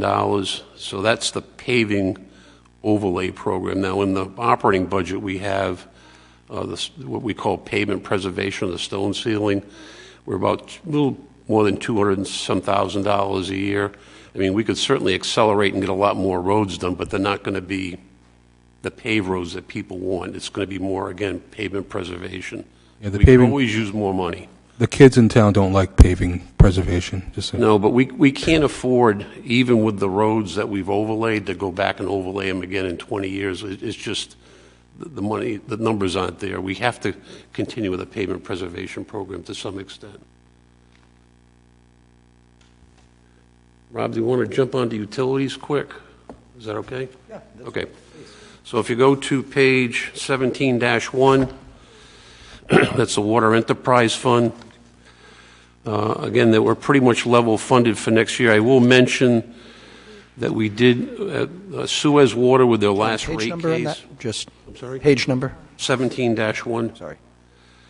So with the recent rate case that Suez got approval through the PUC for, it did include what's called a DISC. I think the council may recall this, that they're allowed up to 2.5% a year without going back for a new rate increase until they hit 7.5% overall, then they have to go back. So because, you know, for the town hall, the water utility bill is a very small number, but for the water division, it's a very large number because we purchase all our water from Suez for Middlebridge and South Shore.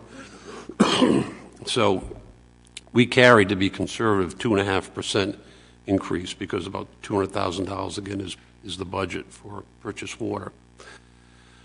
Even with that increase, the current rates, user fees support the expenditures, so we're not proposing a rate increase for next year for water. Excuse me. Any questions on the water system? And again, just for everybody's edification, there's really 4 water systems in town. There's Suez, which is a private investor-owned water utility that services Wakefield, Peacedale. There's Kingston Water District up in the Kingston area. The town system, we have the South Shore system along the south end of town in Middlebridge. Then the university has their own water system. For the wastewater fund, this will be the first time in, I believe the last rate increase we had was 18-19. We're seeing 2 issues, significant expenditure issues in the upcoming year. The tip fees or disposal fees for sludge continue to increase. Resource recovery is going from $130 to $140 a ton, and our incineration rates are going up as well.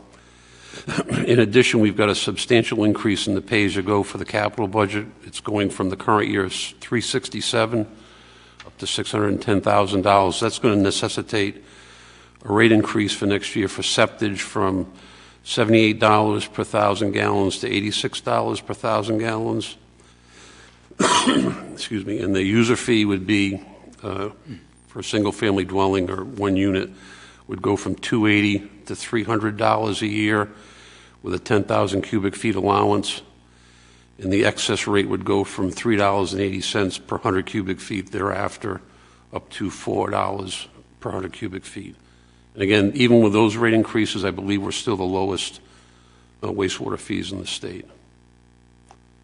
Yeah, it's a nice operation over there, in my opinion, when we did the tour. Yeah, I mean, I've been to other treatment plants, and Kathy and her staff certainly need a lot of credit for that. I mean, it's a well-run facility, and we do a lot of work, a lot of large work in-house where a lot of other communities they'll farm that out. So we've got a very good staff. They're very conscientious. And since we're on the wastewater, if I remember correctly, there's a couple things that people do that they don't realize maybe affects the wastewater system. Things they put in the... Yeah, so the biggest problem we're having, and I think the council actually have made a couple of awards recently, the biggest problem we see is the so-called flushable wipes. They do not decompose. They get fetched up in our pumps. I wish they never invented them. They really are a problem for the waste. So those should be put in the trash can, not down the toilet. Right, so they ruin equipment potentially, and... Excuse me? They ruin equipment and add cost. Correct. To maintenance. I mean, they get fetched up in the impellers and the pumps, and they're just very, very problematic. Any other questions on wastewater? Oh, and again, just to clarify, both of the last two items that you dealt with are all supported by user fees and not... Correct. These are all enterprise funds. There are no general tax dollars. They're all the revenue that come from the users pay for the expenditures. And then lastly, we have the solid waste fund, which begins on page 19-1. The big item I think we need to talk about on this, and we'll at some point we'll be back before the council, is our privatization contract with with Link expires on June 30th of this year. And I've been overseeing the transfer station since '86, and I think, unless the council has heard otherwise, I think it's been running the best now as it ever has. Yeah, I think a lot of it has to do with the individual who purchased the successor prior to the one we have now, Joe Vinagro. He made all the capital improvements, and then he sold to Waste Connections. So Waste Connections, since they've taken it over, I think is doing a very good job. So I think we'll probably come before the council looking for an extension. There are very few companies that do this type of work, and we've been very, very pleased with Waste Connections at this point. So, and we've had some preliminary discussions with them, and it looks like they're going to be able to hold their residential pricing. So we're not proposing an increase on the refuse tags or the yard waste tags for next year. And I haven't gotten any complaints on the commercial side. In the past, we used to get complaints about the commercial side, so that's good as well. The only thing, we've had a couple of problems. They've got actually a pretty new play loader there, and they're all computerized, and it's gone down a couple times, which is understandable. And they reach out as soon as that happens to the commercial halls. We try to give anybody advance notice if we're going to be shut down. And Link, they just put in a generator up there. We never had a generator for the scale house, so in the past, when the power went down, we couldn't weigh trucks. That problem is now gone. So we've got a generator up there for backup power for this, so we can run the scale house now when the power is out. I think it looks really good up there, and it flows pretty easily. Yeah, I mean, it really, and we're very confined because it's almost a peninsula of land surrounded by wetlands, so we have really no room to expand. So we got a lot going on in a very small spot, and I think it works pretty well. Residents have figured it out, how to maneuver up there. Yep. When we first reconfigured, people nobody likes change. But I think once they figured it out, it's a lot smoother now. Figured out where they need to be in that line, so it's all working pretty well. Yep, good. It's a big difference from even 3 years ago. Oh, yeah, we had some problems for a few years, yeah, with one of the prior operators. Is the state taking recycling? What's happening with recycling? So the recycling market has essentially tanked. I think if you look in the detail of the budget, we used to get a recycling rebate from Resource Recovery.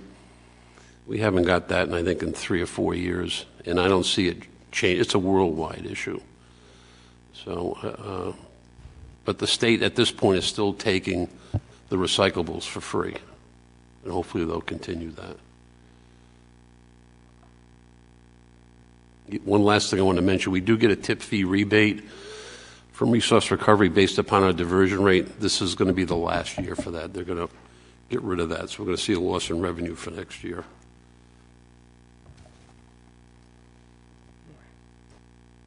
Any other questions? Or good? Thank you. Good. Okay. Thank you.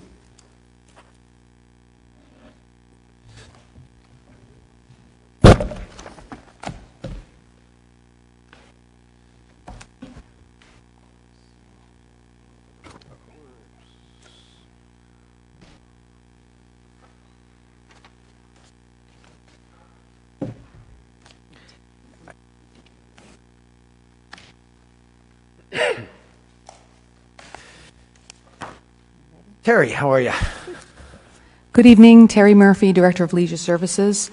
If we turn to page 9-6, I think that's a good place for us to start with the Parks and Recreation general fund budget. Just as a point of information, Parks and Recreation also involves 3 other funds: the Rec Center Fund, Peacedale Office Building Fund, and the Guild Fund, which I will be addressing later during the budget work session.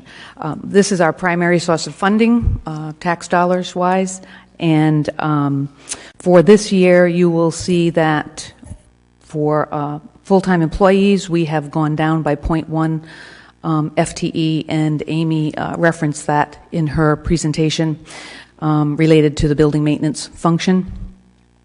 We are looking at about a 5.5% overall increase in the Parks and Recreation expenditures, and on the revenue side, we are offsetting that with $711,000 of revenue, which is about 4.1% higher than the current year.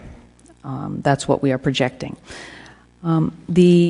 The fund, if we go to page 9.7, we have 6 cost centers within the Parks and Recreation budget. The first is administration.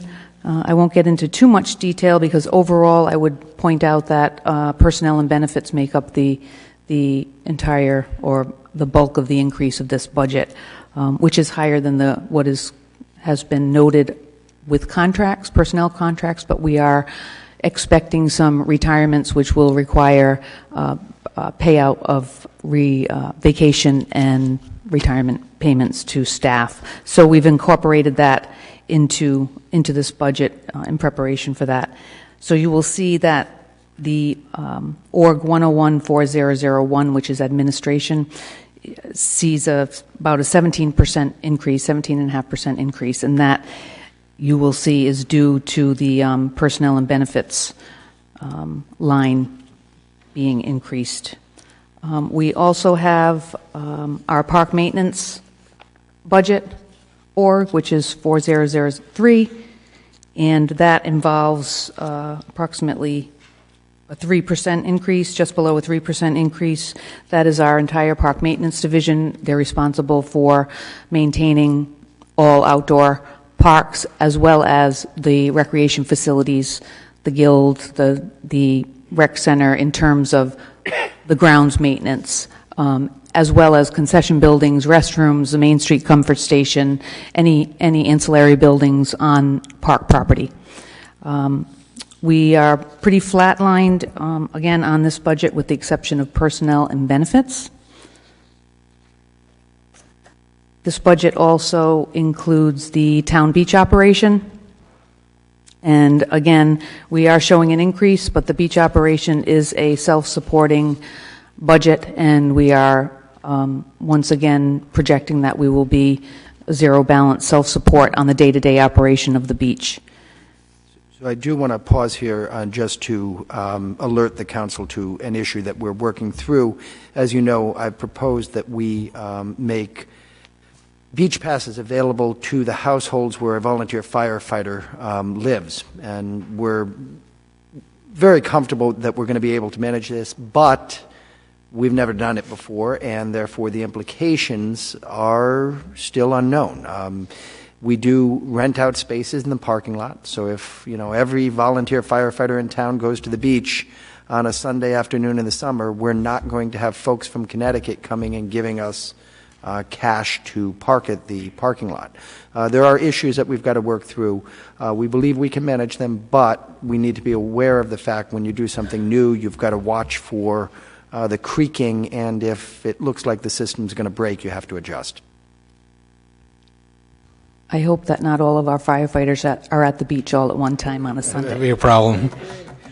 But we will be presenting that to the Recreation Commission. They are certainly open to looking at policy and fee structure, and that gets presented to the council for approval, typically in April.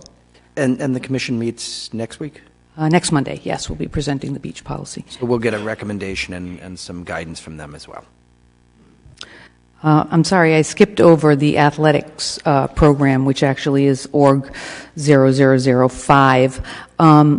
This program is responsible for all of the outdoor athletic activity that is programmed through the rec department, the recreational softball league, outdoor summer camps, tennis, those types of programs. And again, it's relatively stable. We are showing a 4% increase, but on the revenue side, we are also anticipating increases in certain programs. Just as another kind of point of information, the way that we manage or develop these budgets is by drilling down to the particular programs and actually projecting based on the previous year's activity and where we think we're going to be the next year. So we do a very detailed analysis of where we were last year, where we're at in the current year, and where we expect to be in the next budget year. Does that include things like pickleball, or is that separate? That's indoor, so that would fall under the rec center fund, but it does include all of the outdoor activity. We went over aquatics. We have the leisure services program, which really incorporates community events like the 4th of July, Easter egg hunts, Oktoberfest, the Kids Zone at Oktoberfest, and also our summer camp program, Discovery Camp. So this particular fund primarily is mostly free or reduced programming for the community. You'll see it has actually gone down just about 1.33%. We don't anticipate any particular changes in the activities that we are running. We'll continue to go forth with what we've got proposed and some of the popular programs that we run annually. Again, just as to kind of inform the community, we do obviously set fees for certain programs, and the revenues that we bring in through the Parks and Recreation or the general fund revenue is $711,000. That's about a third of this entire budget, so we do offset what we've programmed here. If there are any questions?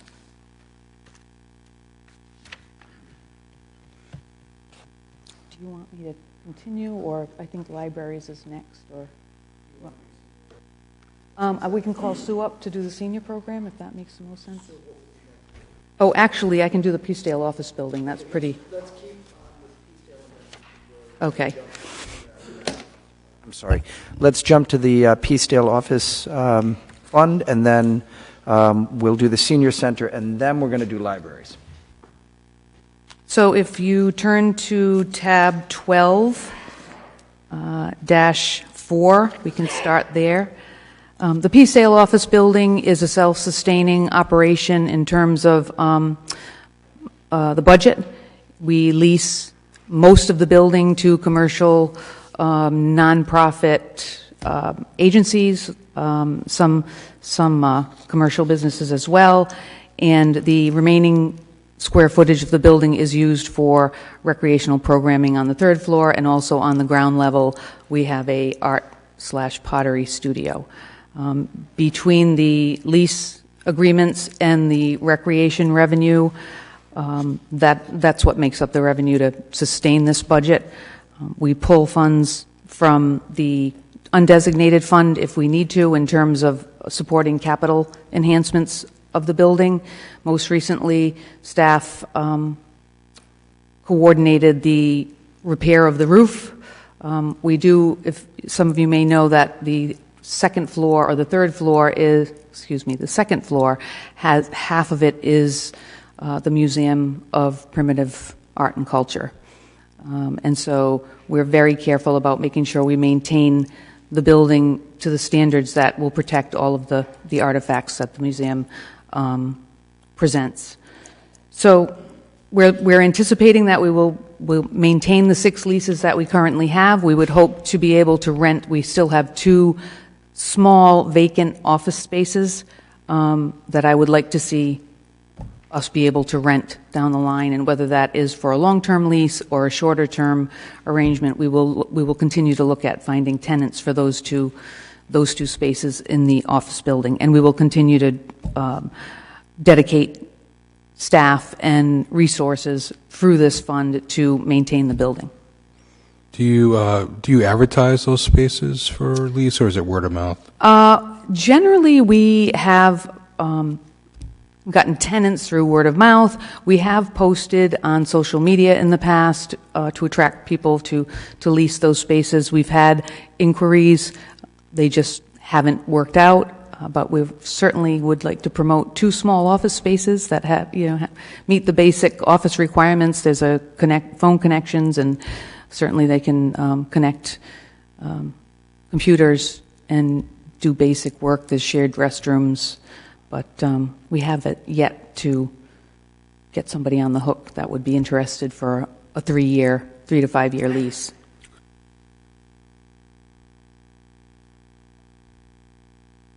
Any questions?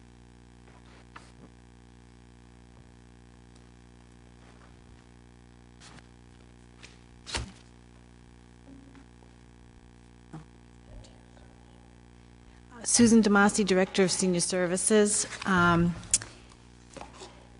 see, our accounts are the Senior Transportation Program, Senior Nutrition Program, Adult Day Services, and the Senior Center.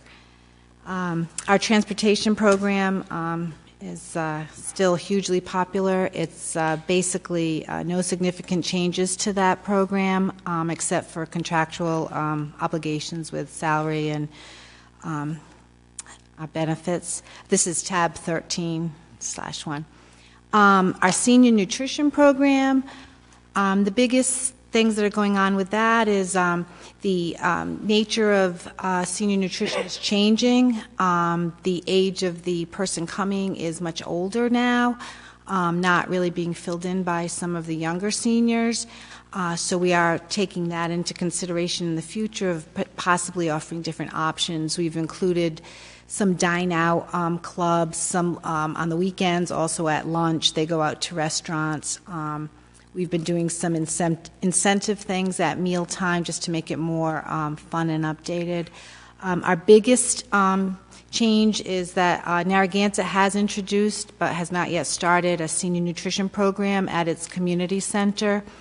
It remains to be seen what consequence this may or may not have on our overall lunch attendance, since approximately 33% of our meals are served to Narragansett residents. Right now, Narragansett does not have transportation to our center, so they are getting to our center on their own. I understand they may be having some services to their center once the meals start. They were to start in January, but they have not started as of yet. The facility operational costs with the nutrition program are calculated based on 30% of the overall cost of senior center operations. The proposed cost is with a share contribution for Narragansett. It's calculated based on the percentage of actual meals that are served over a 4-year time frame. So this year would be from 2016 to 2019. Applying a long-term use percentage rate reflects the more consistent historical average and stabilizes any unanticipated fluctuations that may occur on an annual basis. So right now, Narragansett has been served in the past year almost 13,000 meals. Next is our adult day services. This program is funded by Medicare and Medicaid subsidies, client payments, and contributions from Narragansett and North Kingstown, whose residents, due to their residents receiving services there. Last year, we did propose a two-phase increase in fees in order to be more in line with other reimbursement rates, such as Neighborhood Health Plan. So this year, that brings us up from a planned increase from $75 to $80 a day for residents of South Kingstown, North Kingstown, and Narragansett. And the private pay rate for non-residents, anyone not in those towns, would increase from $100 to $110 a day. Percentages are based on the participating community's actual number of client days provided over a 4-year time period. Applying a long-term use percentage, again, helps to get a more accurate picture of what's happened over more than just 1 year. And then our senior center program, again, Narragansett does contributes a share associated with center operations. We have many of their residents attend our programs. It is proposed this year that Narragansett would contribute 18.5% of the total municipal support for the senior center. This represents 59% of the estimated program costs for Narragansett, based on 1,400 active senior center program participants from that town. So overall, the senior services budget is requesting 48.2% from the general fund transfer. So a little less than half of our program costs. Any questions? Thank you. Okay, thank you. Thank you. I'm going to leave.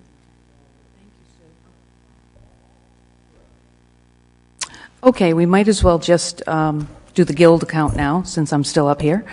If you want to flip to tab 14-6, again, this is an overview of the Guild operating budget. And as a reminder, the Neighborhood Guild is a self-sustaining operation. We're anticipating a total budget of $878,737, which is just under $100,000 more than the current year.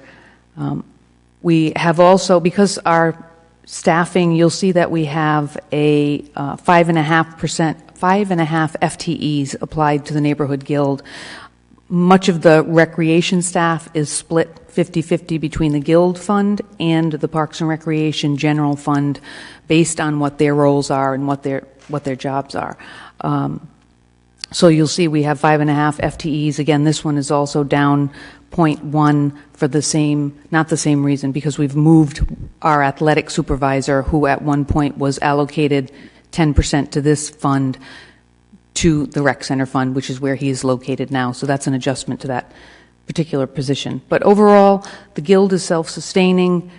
We have several different cost centers that relate to the particular programs that we operate. So if we can just go through them, we have administration. Again, this is much of the expenditures associated with the admin and maintenance budget are related to the maintenance of the building, and also general administration costs. So that's where you'll see our full-time employee salaries.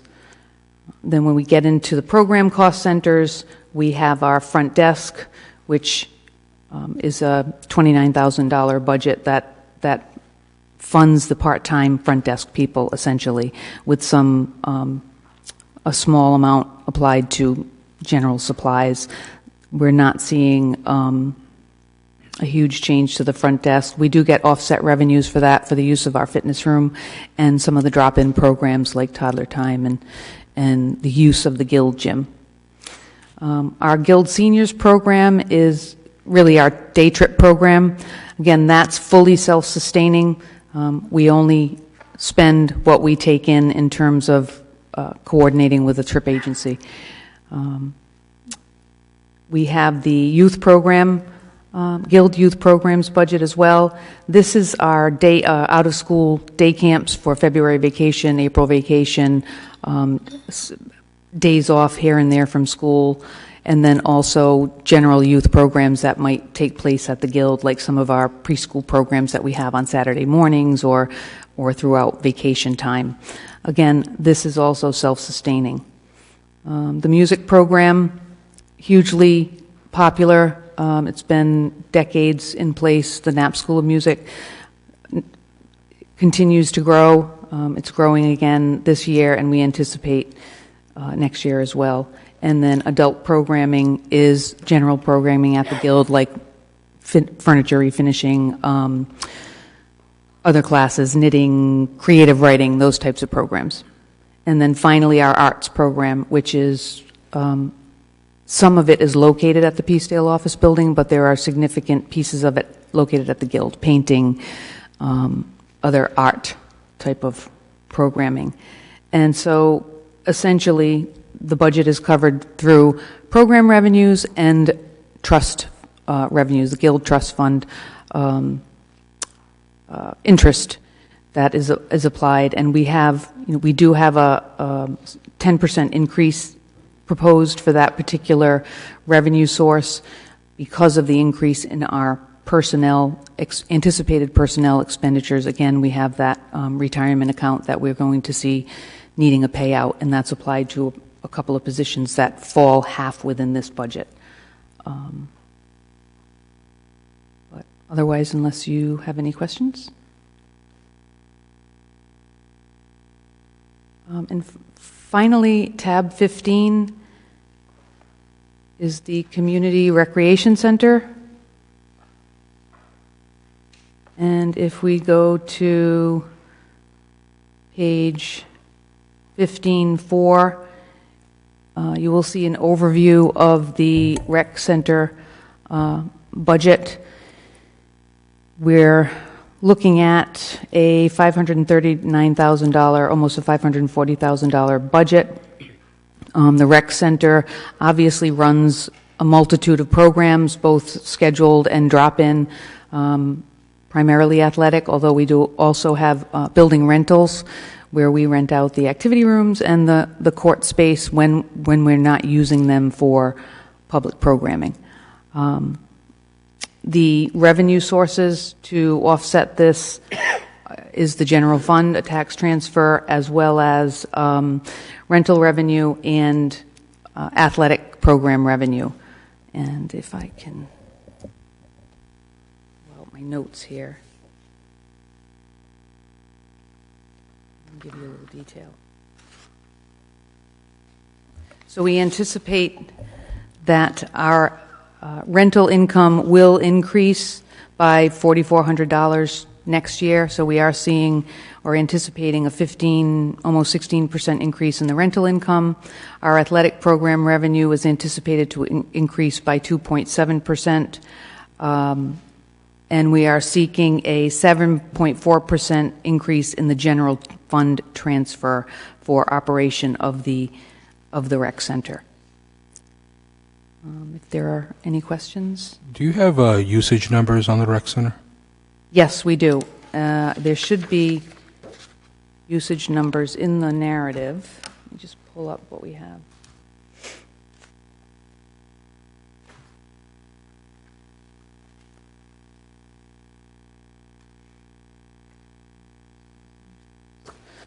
So we have general numbers under specific performance measures. We have programs offered, and you'll see for 2021, I'm sorry, this is on 15-3, we're expecting to offer 100 programs.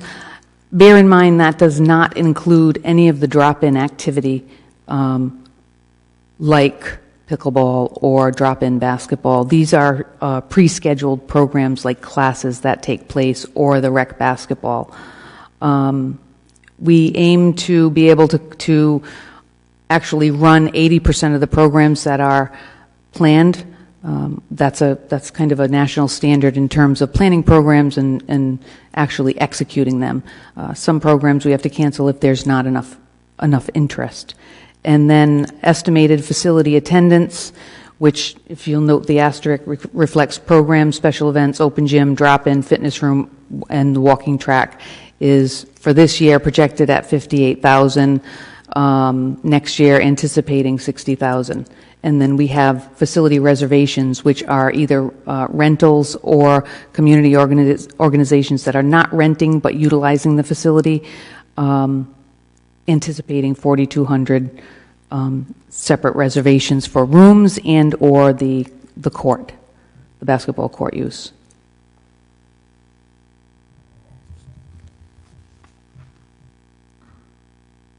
Any other questions?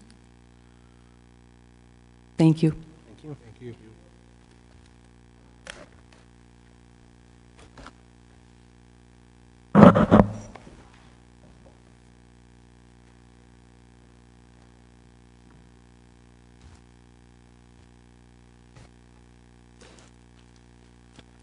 Good evening. My name is Laurel Clark. I'm the library director of our 3 awesome libraries.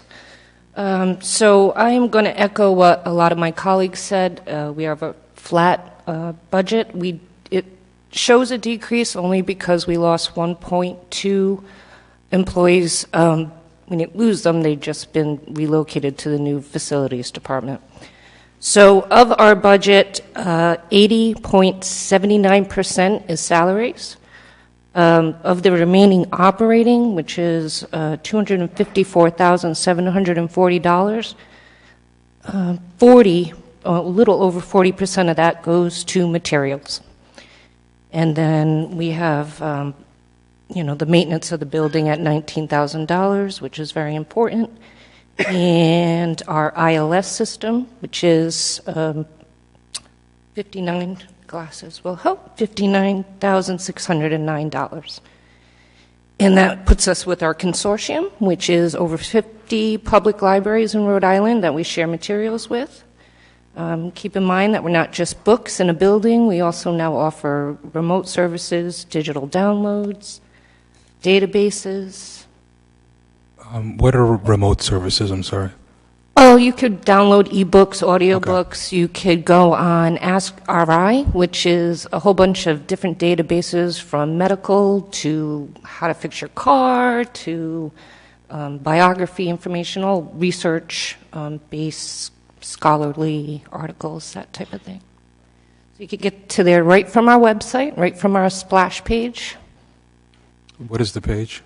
www.skpl.org.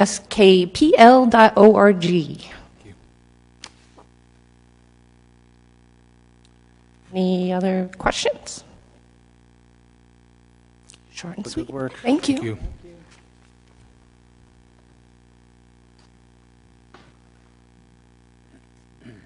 All right, so Zach is going to walk us through the non-departmentals and debt, and then we're going to give you an overview of IT, and then some parting thoughts here.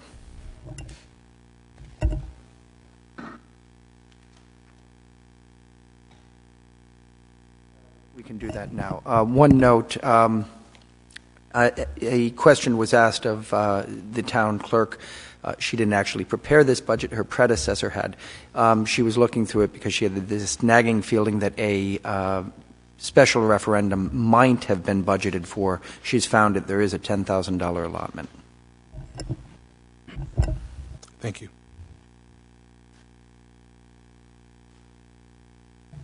So the non-departmentals start on 11-1, and that will cover municipal insurance, which is our insurance premiums for liability, comprehensive liability, auto liability, public officials liability, fire and building insurance.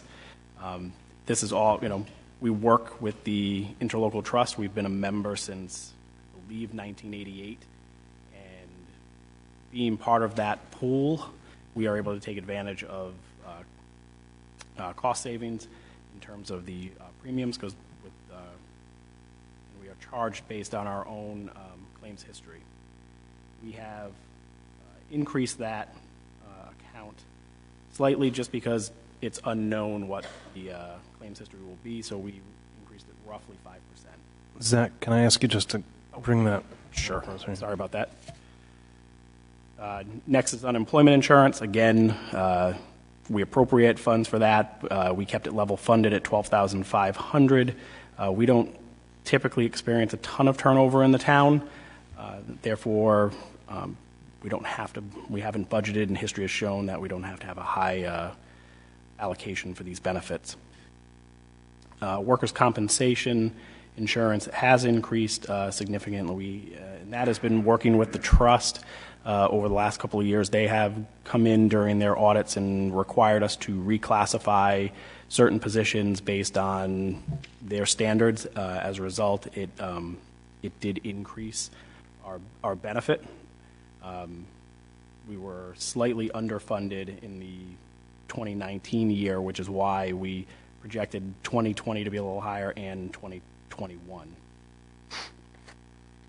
The fund contingency, we have level funded. Again, this is for quote-unquote emergency purposes. If something happens in the town, we have the ability to tap into a small resource of funds. And then finally, the town's OPEB and healthcare, retiree healthcare cost. Again, we have been working with our actuaries. We level funded that account at $425 with $350,000 towards the OPEB plus an additional $75,000 for contingencies in that account.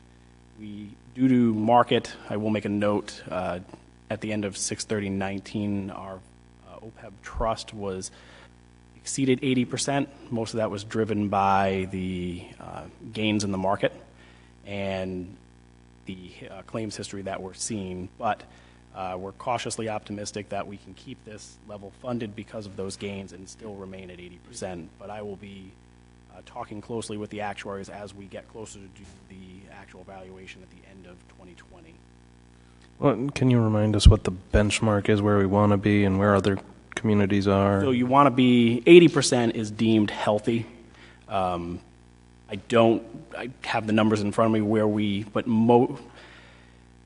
some communities are very well funded, some communities are not. We tend to be in the minority that is well funded at 80%. The town has taken great effort to get there, and my predecessors have done an excellent job of making that a priority, and it's something that is going to rise and continue to rise as healthcare costs. So, I mean, there is some variability. We do have a workforce that has a experience and is eligible for retirement. So as that goes on, we may see as more people retire and then enter the funds, but we have offset that with ending it at when people Medicare eligible. So there are some people out there, I think on the school side, that still receive the health care for life benefit, but there aren't many of those anymore. So as those come off the roll and we go with our existing policy, we should be able to maintain that. The goal is to maintain that 80%, if not get it as close to 100 as possible. Thank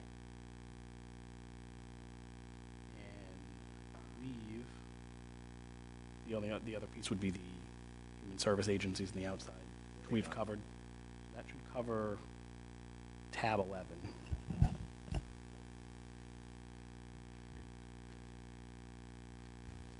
All right, so I'm going to jump very quickly back to tab 5 and then 513. You'll see the manager's office budget. No changes in personnel number. We've got 3.1 personnel. 2% of the budget is non-personnel. Essentially, the budget is the folks who work in the office and the benefits for the folks who work in the office. Other than that, there's really nothing of note. The capital outlays is really a contribution to a fund that we've established for IT, pooled fund for IT, and really everything else, as you can see, is relatively flat. We're seeing salary growth with the rates that are related to the contracts, and benefits are just driven by the trust's projection of where we think benefits are going to be. On IT, have you got IT to pull up, Zach? Lori, unfortunately, cannot be here tonight. We can do this one of two ways. We can sort of give you an overview of it. You can review it at your leisure. I can have Lori present at the next opportunity.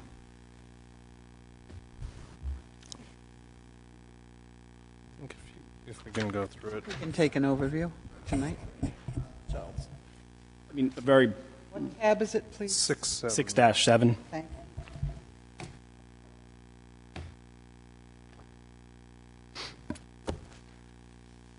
6-8.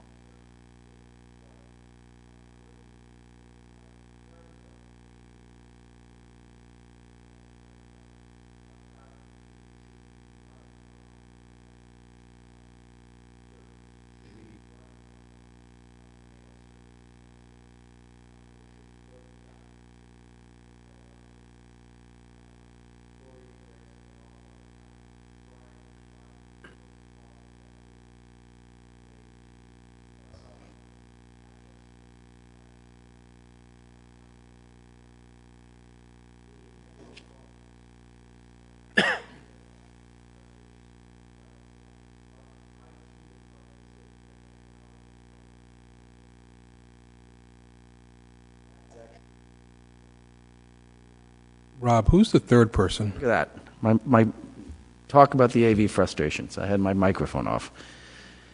Sorry. You mentioned there's three. I know two, but I don't know who the third person is. I'm just wondering. Jim McGill. He's based at the police department right now, but Jim is a computer technician who works for the department.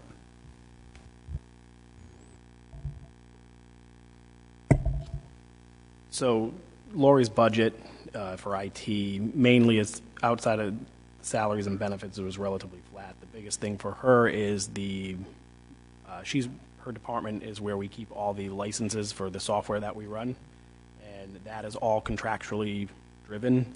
There's not a lot of, we try to negotiate where we can. Major purchases obviously all go through, we try to ride the state's MPA for technology. When we can take advantage of that, we will. But that's one of her biggest costs is some equipment upgrades and for licenses for software maintenance. And with that, I'd like to just end with a couple of observations. When Zach and I were putting the final touches on this budget just 3 weeks ago, it looked pretty rosy.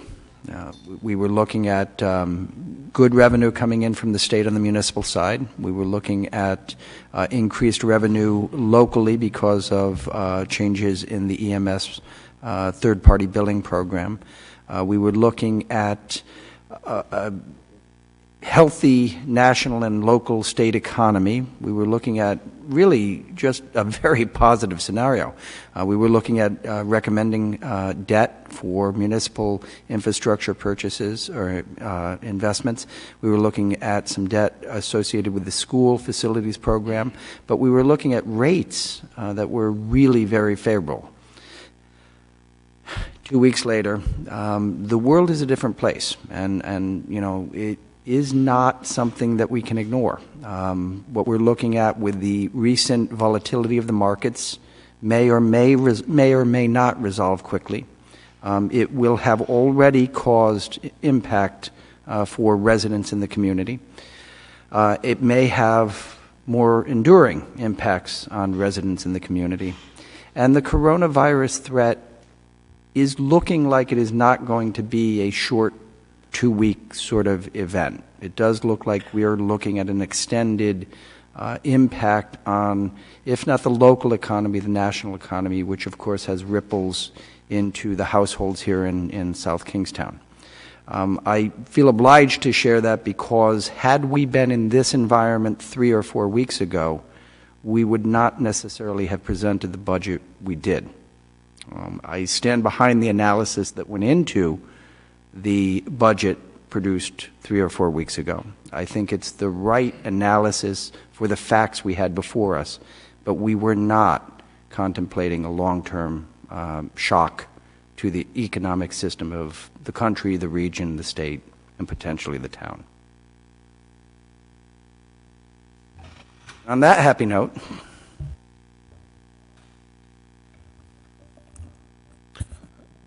Do we expect the rates to remain even lower, though? yes, borrowing rates are likely to stay low, but volatility is volatility, so it's hard to know. The indicators are that rates are not going to be turning around anytime quick. The Fed has reduced prime lending rates again and is expected, or has at least been discussed that they might do so again. So we're looking at very low rates, but that's the only piece of this that looks like it's, you know, pointing in the right direction. Again, I don't want to give you or anyone else the impression that the sky is falling. It's not, but the sky is not as blue as it was 3 weeks ago. We'll have an indication when the end of, I believe, April, we will be going out to issue the $4 million bond for the school security projects. So we've, just to give an update to the council, we were approved for our preliminary application with Rybeck tonight. They had no issues with our application or in our request. So it'll be interesting to see when we go out to competitive sale what the market will drive in this, you know, difficult or challenging time right now. But they still anticipate that the rates will be favorable.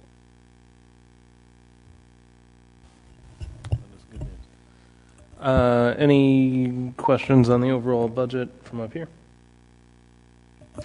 If I may, I'd be remiss if I didn't say this team is amazing. They've done it long before I got here, but the folks in the departments who put together their budgets are just absolutely amazing professionals. They've done it again this year. And Amy and Zach this year dealing with the difficulty of being shorthanded in the finance department and having to wrestle with a software package that comes from someplace south of the surface of the earth. They were able to do a phenomenal job under extraordinarily difficult circumstances. I know some in the community have been frustrated with, you know, the rollout of the budget. I will tell you, I've been incredibly impressed with the work that was done by both Amy and Zach. We've seen this document as it sits here today is an awesome piece of work. Yes. Well, thank you all for your work in making this budget. big, huge binder in front of us. And thank you for explaining it all tonight. We do have a third agenda item, which is other matters of interest and concern. So that's an opportunity for members of the community who might be here tonight to come up and share their thoughts if they have them.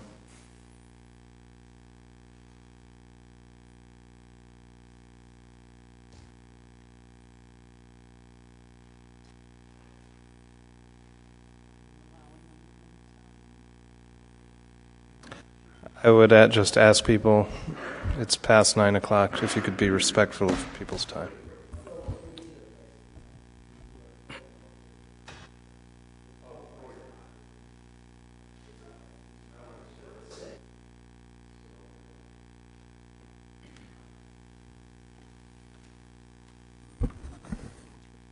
Good evening, Doral Beasley. I was expecting this to be a I am so out of it. I thought this was going to be another school committee, town council thing. Anyway, it's good though because I was sitting back there fixing everything that I had wrong. I have a question. When you created the SMART committee, what is their purpose? I'd like to hear it from you guys. My opinion of their purpose is to take a high-level look at what's happening in our town in terms of numbers, either from like what would happen, as an example, if one of our major employers left town. As an example, let's say Schneider left town. What would that do to our town? They would also be looking at just changes in population. We're an aging population as well. And in my opinion also is that if they were tasked by the council or the manager's office to look into a particular issue, they would do that as well. And that was the goal of that committee. Simply forecasting. Forecasting? Anticipate and forecast. Do a little research, anticipate and forecast. I asked the question because it's my opinion, which is just my opinion, that statements that are in this document, in the school committee's budget, statements in this document are used to justify a staffing level to meet what they think is required for their programs. And they cite certain things in here that the public would read. And if you read just this document and you didn't know anything else about anything else, it would all sound plausible. I'm trying to make this as tactful as I can. After your email, thanks.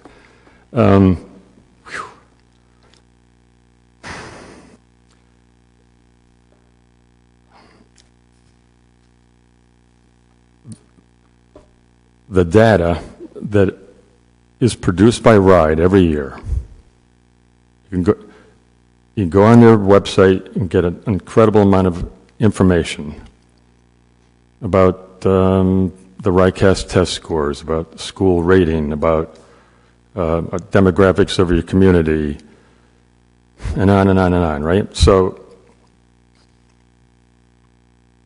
you can take some of that data, you can take data, that kind of information, and apply it to what they say in here, and they're not congruent. So statements in here and the data that's available by the state, and some of it's ours, don't validate their argument for the money they want. So I'm asking you to have the SMART committee validate to look at this document a little deeper, to go a little deeper in this document between now, say, 2 weeks from tonight, over the next 2 weeks. And if they find nothing irregular, then it's over. But if they do, then that information has to be brought to the public. We cannot continue to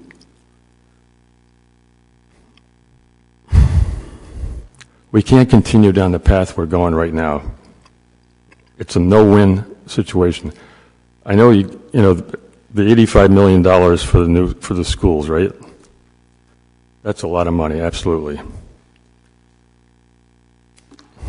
But it's not enough.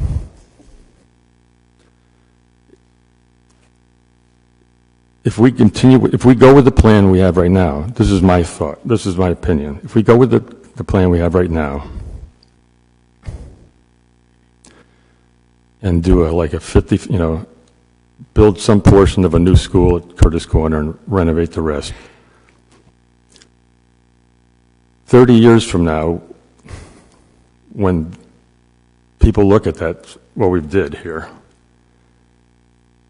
they're going to say, what the heck were you doing? By 2050, if the human beings on this planet don't get their act together and tackle global warming, 50 years from now, the waters of the Atlantic Ocean are going to be going to start to encroach more and more in storms on our southern shore.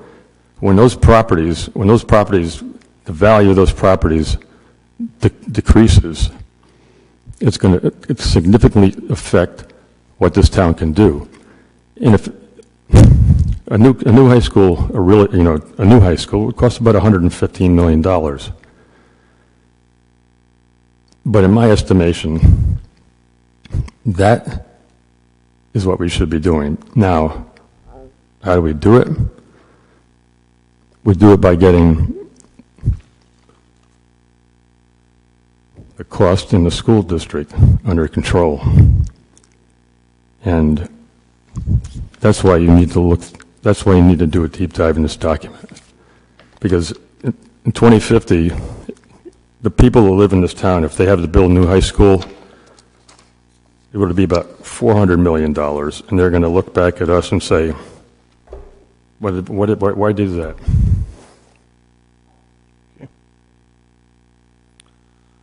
I did see someone else who was standing first. It is first come, first serve, basically. But Deb, I saw you up on your feet first.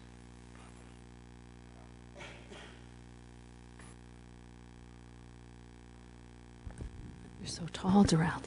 I'm Deb Bergner, and I was watching at home, and I heard the beginning when you were talking a little bit about the school budget and some staffing reductions. So do you believe that the school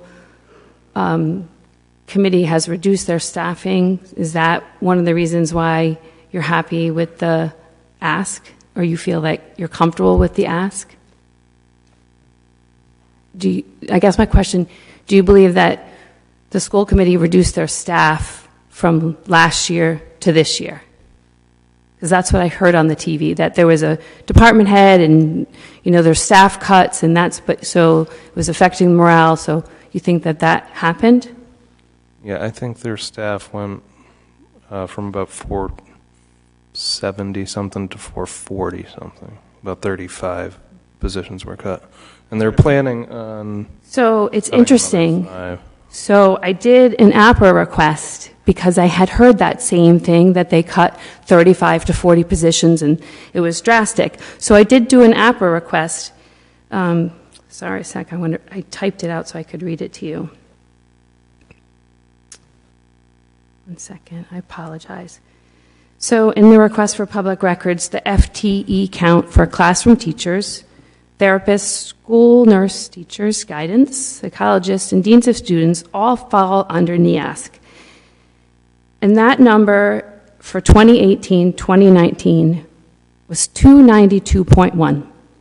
And the number for this year, 1920, is 291.5. So I'm not sure when I get an APRA where this other information about the 35 was, because I was really told, check my facts, that really did happen. So I'm not sure where the information comes about actual teachers who lost their jobs. We all know that there were layoff notices, but it seems like most of those teachers were recalled, and that's evidence from the APRA request that I got, which I have and I can forward to you, or you might have it.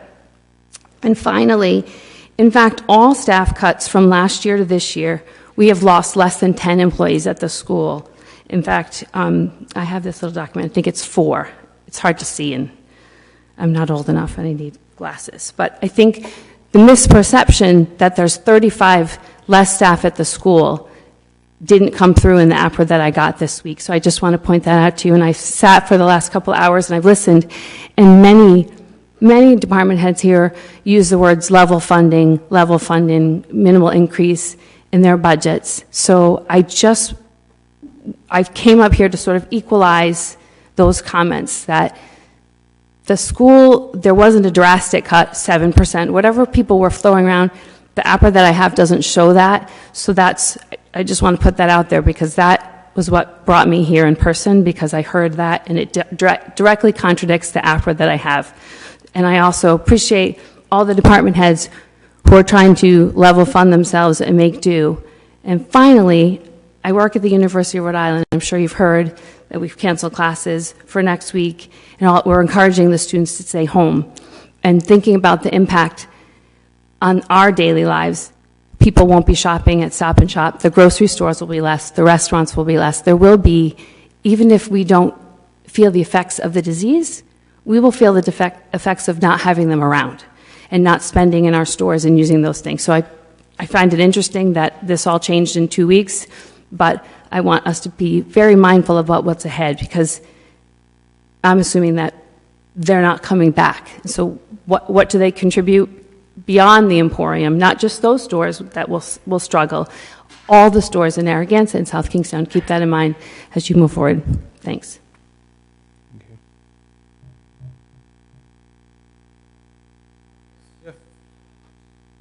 There's two folks want to speak. I don't know who wants to go first.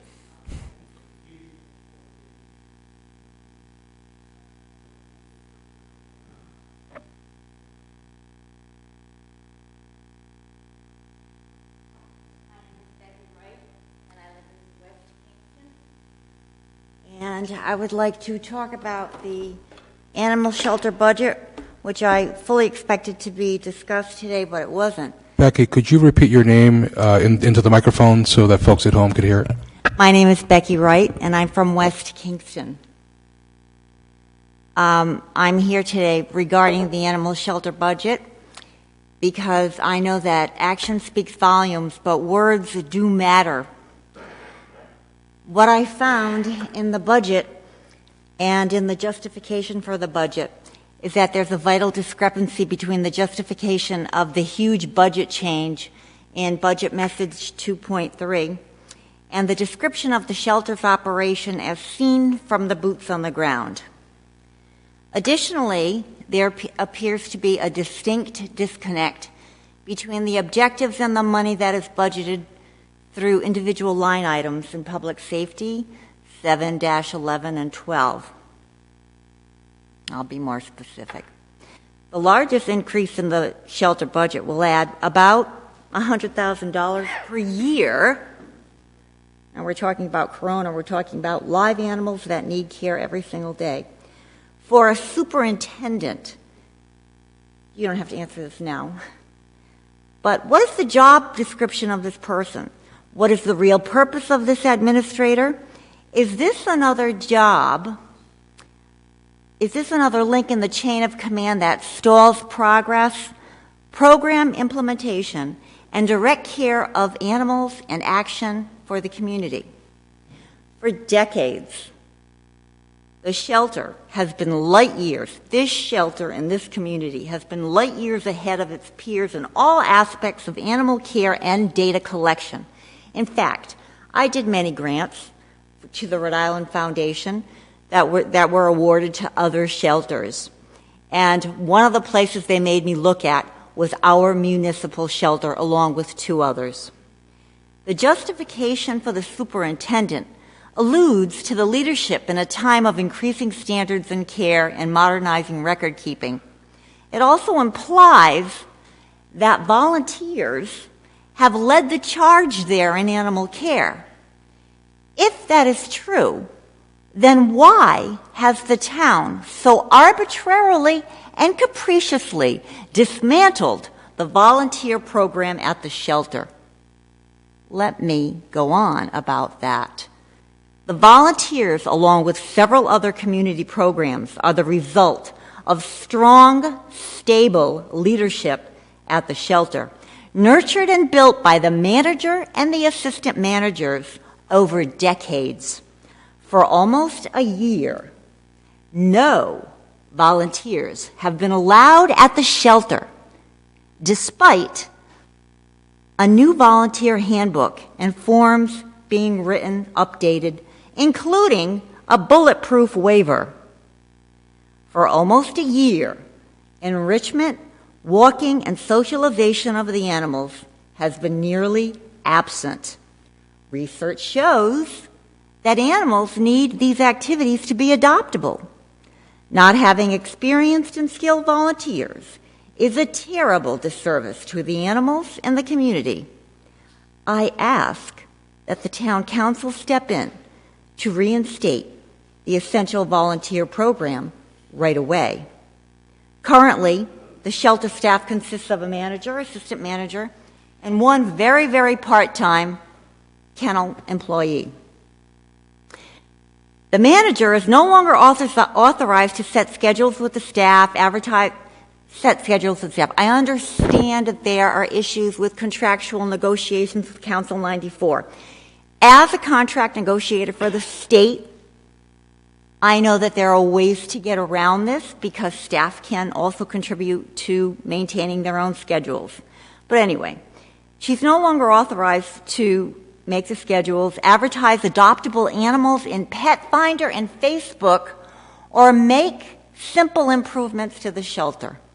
These responsibilities have been usurped by the town in that ever-increasing chain of command that now proposes to add yet another link to the chain of administrators rather than direct care to the animals. For example, this is what just recently happened.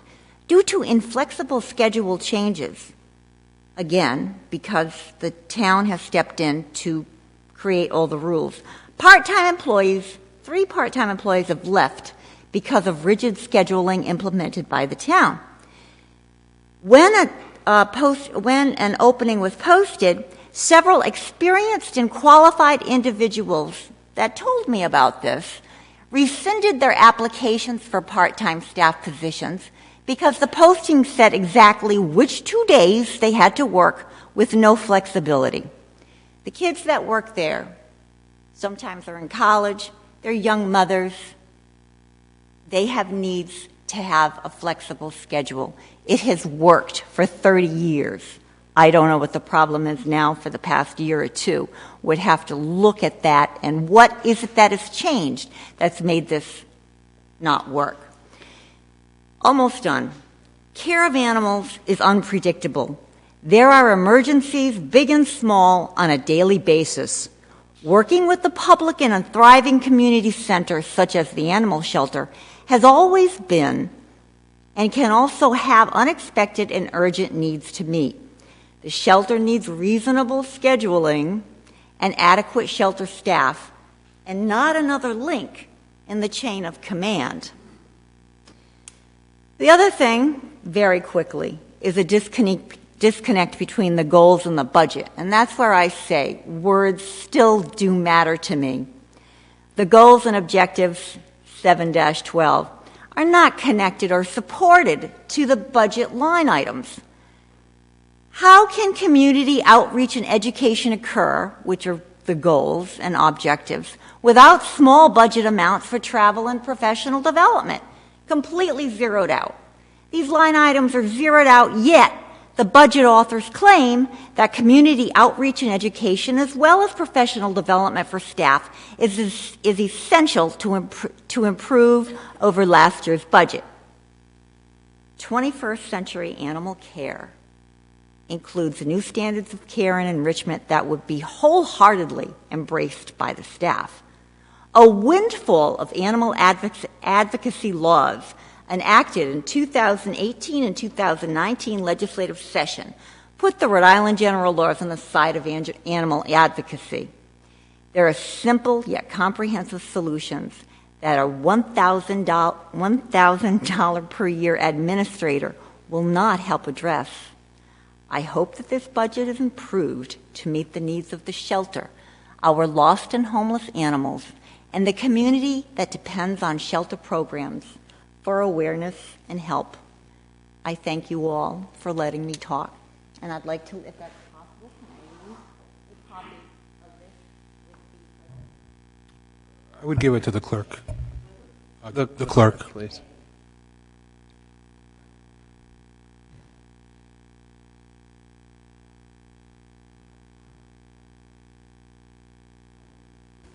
Thank you.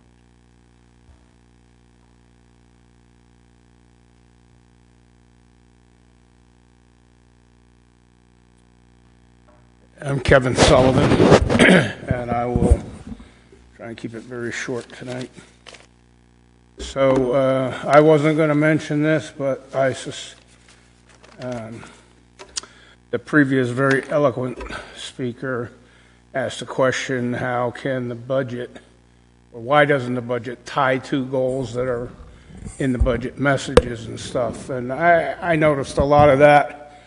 And I don't fault anybody for it, but I can tell you it's just copy-paste stuff. That's how this whole thing was put together. Most of it legitimate, but, yeah, I mean, you see that everywhere. I wasn't, people have talked about the COVID-19 issue. I just got a text from my wife sitting here. CCRI will be closed until 23 March soonest. So, it is going to impact us. Again, as Ms. Bergner said, maybe not medically or health-wise, but financially, we're all going to take a hit, and I hope that is kept in mind when the budget stuff goes. So I'd like to I wasn't going to talk about the school budget first, but I just want to echo some of the comments and observations that Mr. Beasley and Ms. Bergner offered. And I'll come back to that in just a moment. I heard your public works folks talking about his frustration with the flushable wipes. Now, I've done a lot of work at landfills and transfer stations and wastewater treatment plants with landfill gas energy and biodigester gas. I guess the question is, and this is for you to pose to them, don't they, and if not, why don't they have macerating pumps that handle raw sewage? That's a basic, and it would eliminate or it would minimize that problem. Hadn't even thought about that coming in here, but and just curious, I applaud the desire to stand up a robust procurement and contracting, but how has it been being done prior if you haven't had that? And maybe we look at that as some of the reasons our budgets, or a budget, is out of control. So anyway, Ms. Bergner hit on exactly some of the stuff. I'll read what I had written 2 hours before she got up here. And I reference page 22 in the town manager's budget message. You spoke to this, and it says, we have been able to build a balanced budget without raising taxes substantially because of 6 key factors, right? And so I'll come back to factor 1, 2, 3, and 4. That's great. 2 and 3 appear to be, we're recipients of good fortune, and I've always believed it's sometimes better to be lucky than good. As a number 4, I offer my congratulations to all involved in increasing revenues that way. Number 5, kudos to our manager and finance director for finding nearly $361K in existing revenues to capitalize debt service this year and not increase taxes to pay for it. And number 6, that appears to be a true statement in light of the fact that substantially, and this is where Ms. Bergner went, substantially all your department managers came up here tonight and stated that their budgets are basically level funded for this year. And even your Parks and Recreation Department, that lady talked about an increase of roughly 5%, but she wasn't, she offset it with additional revenues through whatever services or programs they offer. And to me, that's exactly what we should be doing. Which, of course, circles me back to number 1, your school department.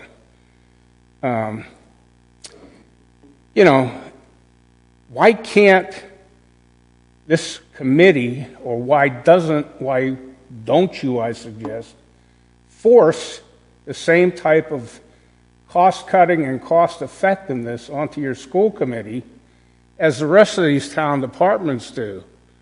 To me, it makes no sense that they've come back again with another budget requesting an increase in the light of decreasing student enrollment. And I could cite the figures. I mean, I'm not going to waste your time. You guys got this stuff. So that's really the point I want to make. I know it's not on the budget agenda. I've heard talk of cramming, well, it was last week, cramming that bond onto this November. Again, I'll repeat what I said. I can't vote for a bond, and I hope nobody else in the town will if they don't know what they're getting for the money, and they have no clue what we're getting for the money. And again, I mentioned Mr. Beasley last week.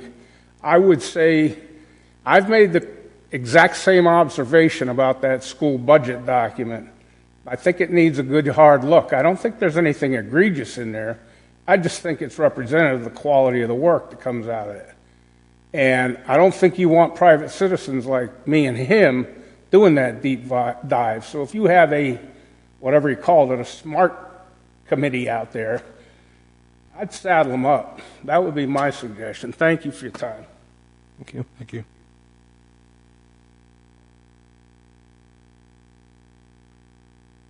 Any final thoughts up here at the table?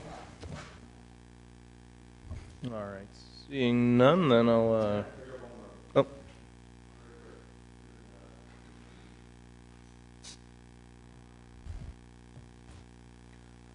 Rob, I don't know if you wanted to talk about the macerators on the pumps or any of that stuff. So just a couple of notes here. We do, in fact, use macerators and pumps. Our problem is that they get the wipes get wrapped around the impellers and cause the pumps to malfunction. So we've got to pull the pumps every time that happens, clear them of these wipes, and do it again. The problem is really the staff time involved in clearing the impellers on the pumps. Okay. I also did a request of the school department, and it had to do with something I mentioned to you guys at the one joint meeting that I came to. And it was, the question I asked was, when you took 31 or 30-some people off the payroll, how much money in salary and benefits came off? And I estimated that night when I spoke here, it was between $3 and $3.6 million. Well, it was $3 million, but $3,100,000 now. So that came off from last year when we had 485 FTEs to this year when you have 454. Now it's down to 450. So you had $3 million in salary and benefits come off of last year's budget. At the end of last year, between Dr. Hicks and something else, I think they found, what, $500,000 floating around or something like that. And now they're asking for $1 million more this year than last year.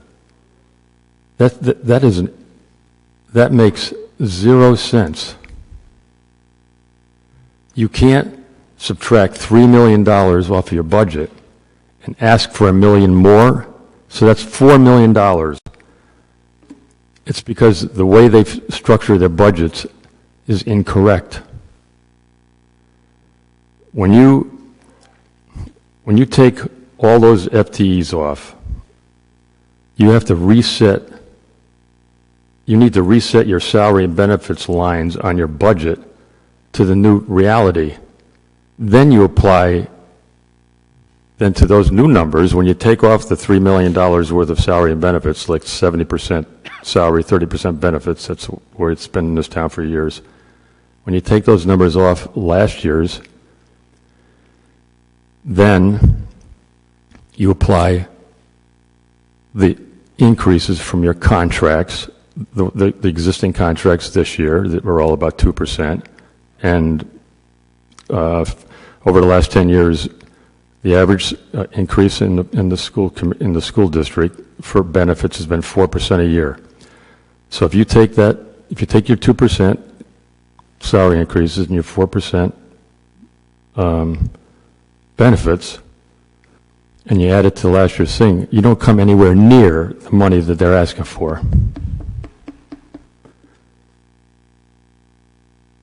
Oh, I didn't get a yes or no on my suggestion. Are you guys going to ask the Smart Committee to do this? I'd like to know tonight. Does it require? Does it require a vote? I believe it may require. Yeah, you haven't noticed it if you're going to have a particular item investigated by a committee or a department, it's typically a resolution that's been noticed for public, so the public's aware of that item being on the agenda, so that if there's somebody who doesn't want the Smart Committee to come do that, they can get up here and say, they're supposed to be forecasting, not tearing, work product apart, something like that, whatever. So I know it's probably not what you want to hear, but if you want to send us a letter requesting us to do that, it would go on the next agenda, then we'd be able to do it. I mean, we could also just put it on the next agenda, but it will be 2 weeks from month, Okay, but we're running out of time. That is the difficulty.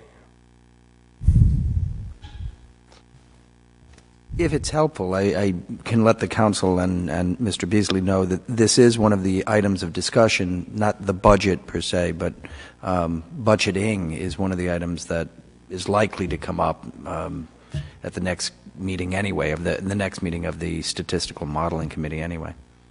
I mean, it's not specific to the budget and reviewing, and so it is a different thing, but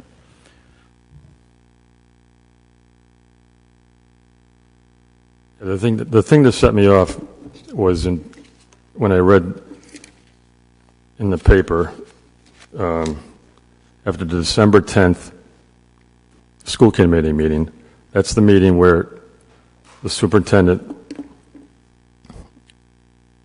talked about the star ratings that our schools received for this past year. And when I read it in the paper, it sounded like the statement she made was that the reason our schools got the ratings they did was because of students with disabilities and our Native American students. Their test scores or their absenteeism or whatever brought everything else down to that level. That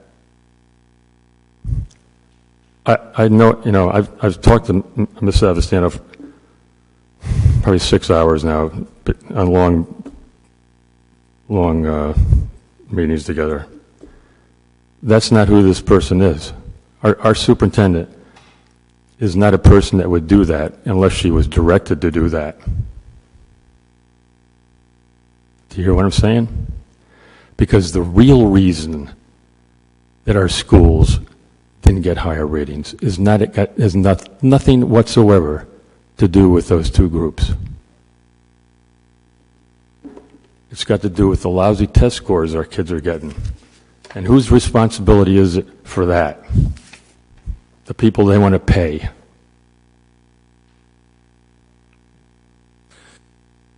Thank you. Any last comments? All right. We're done. Very good. Thank you again for being here. Thank you for the budget presentations. Have a good night. We'll see you again soon. It is 9:40 or so.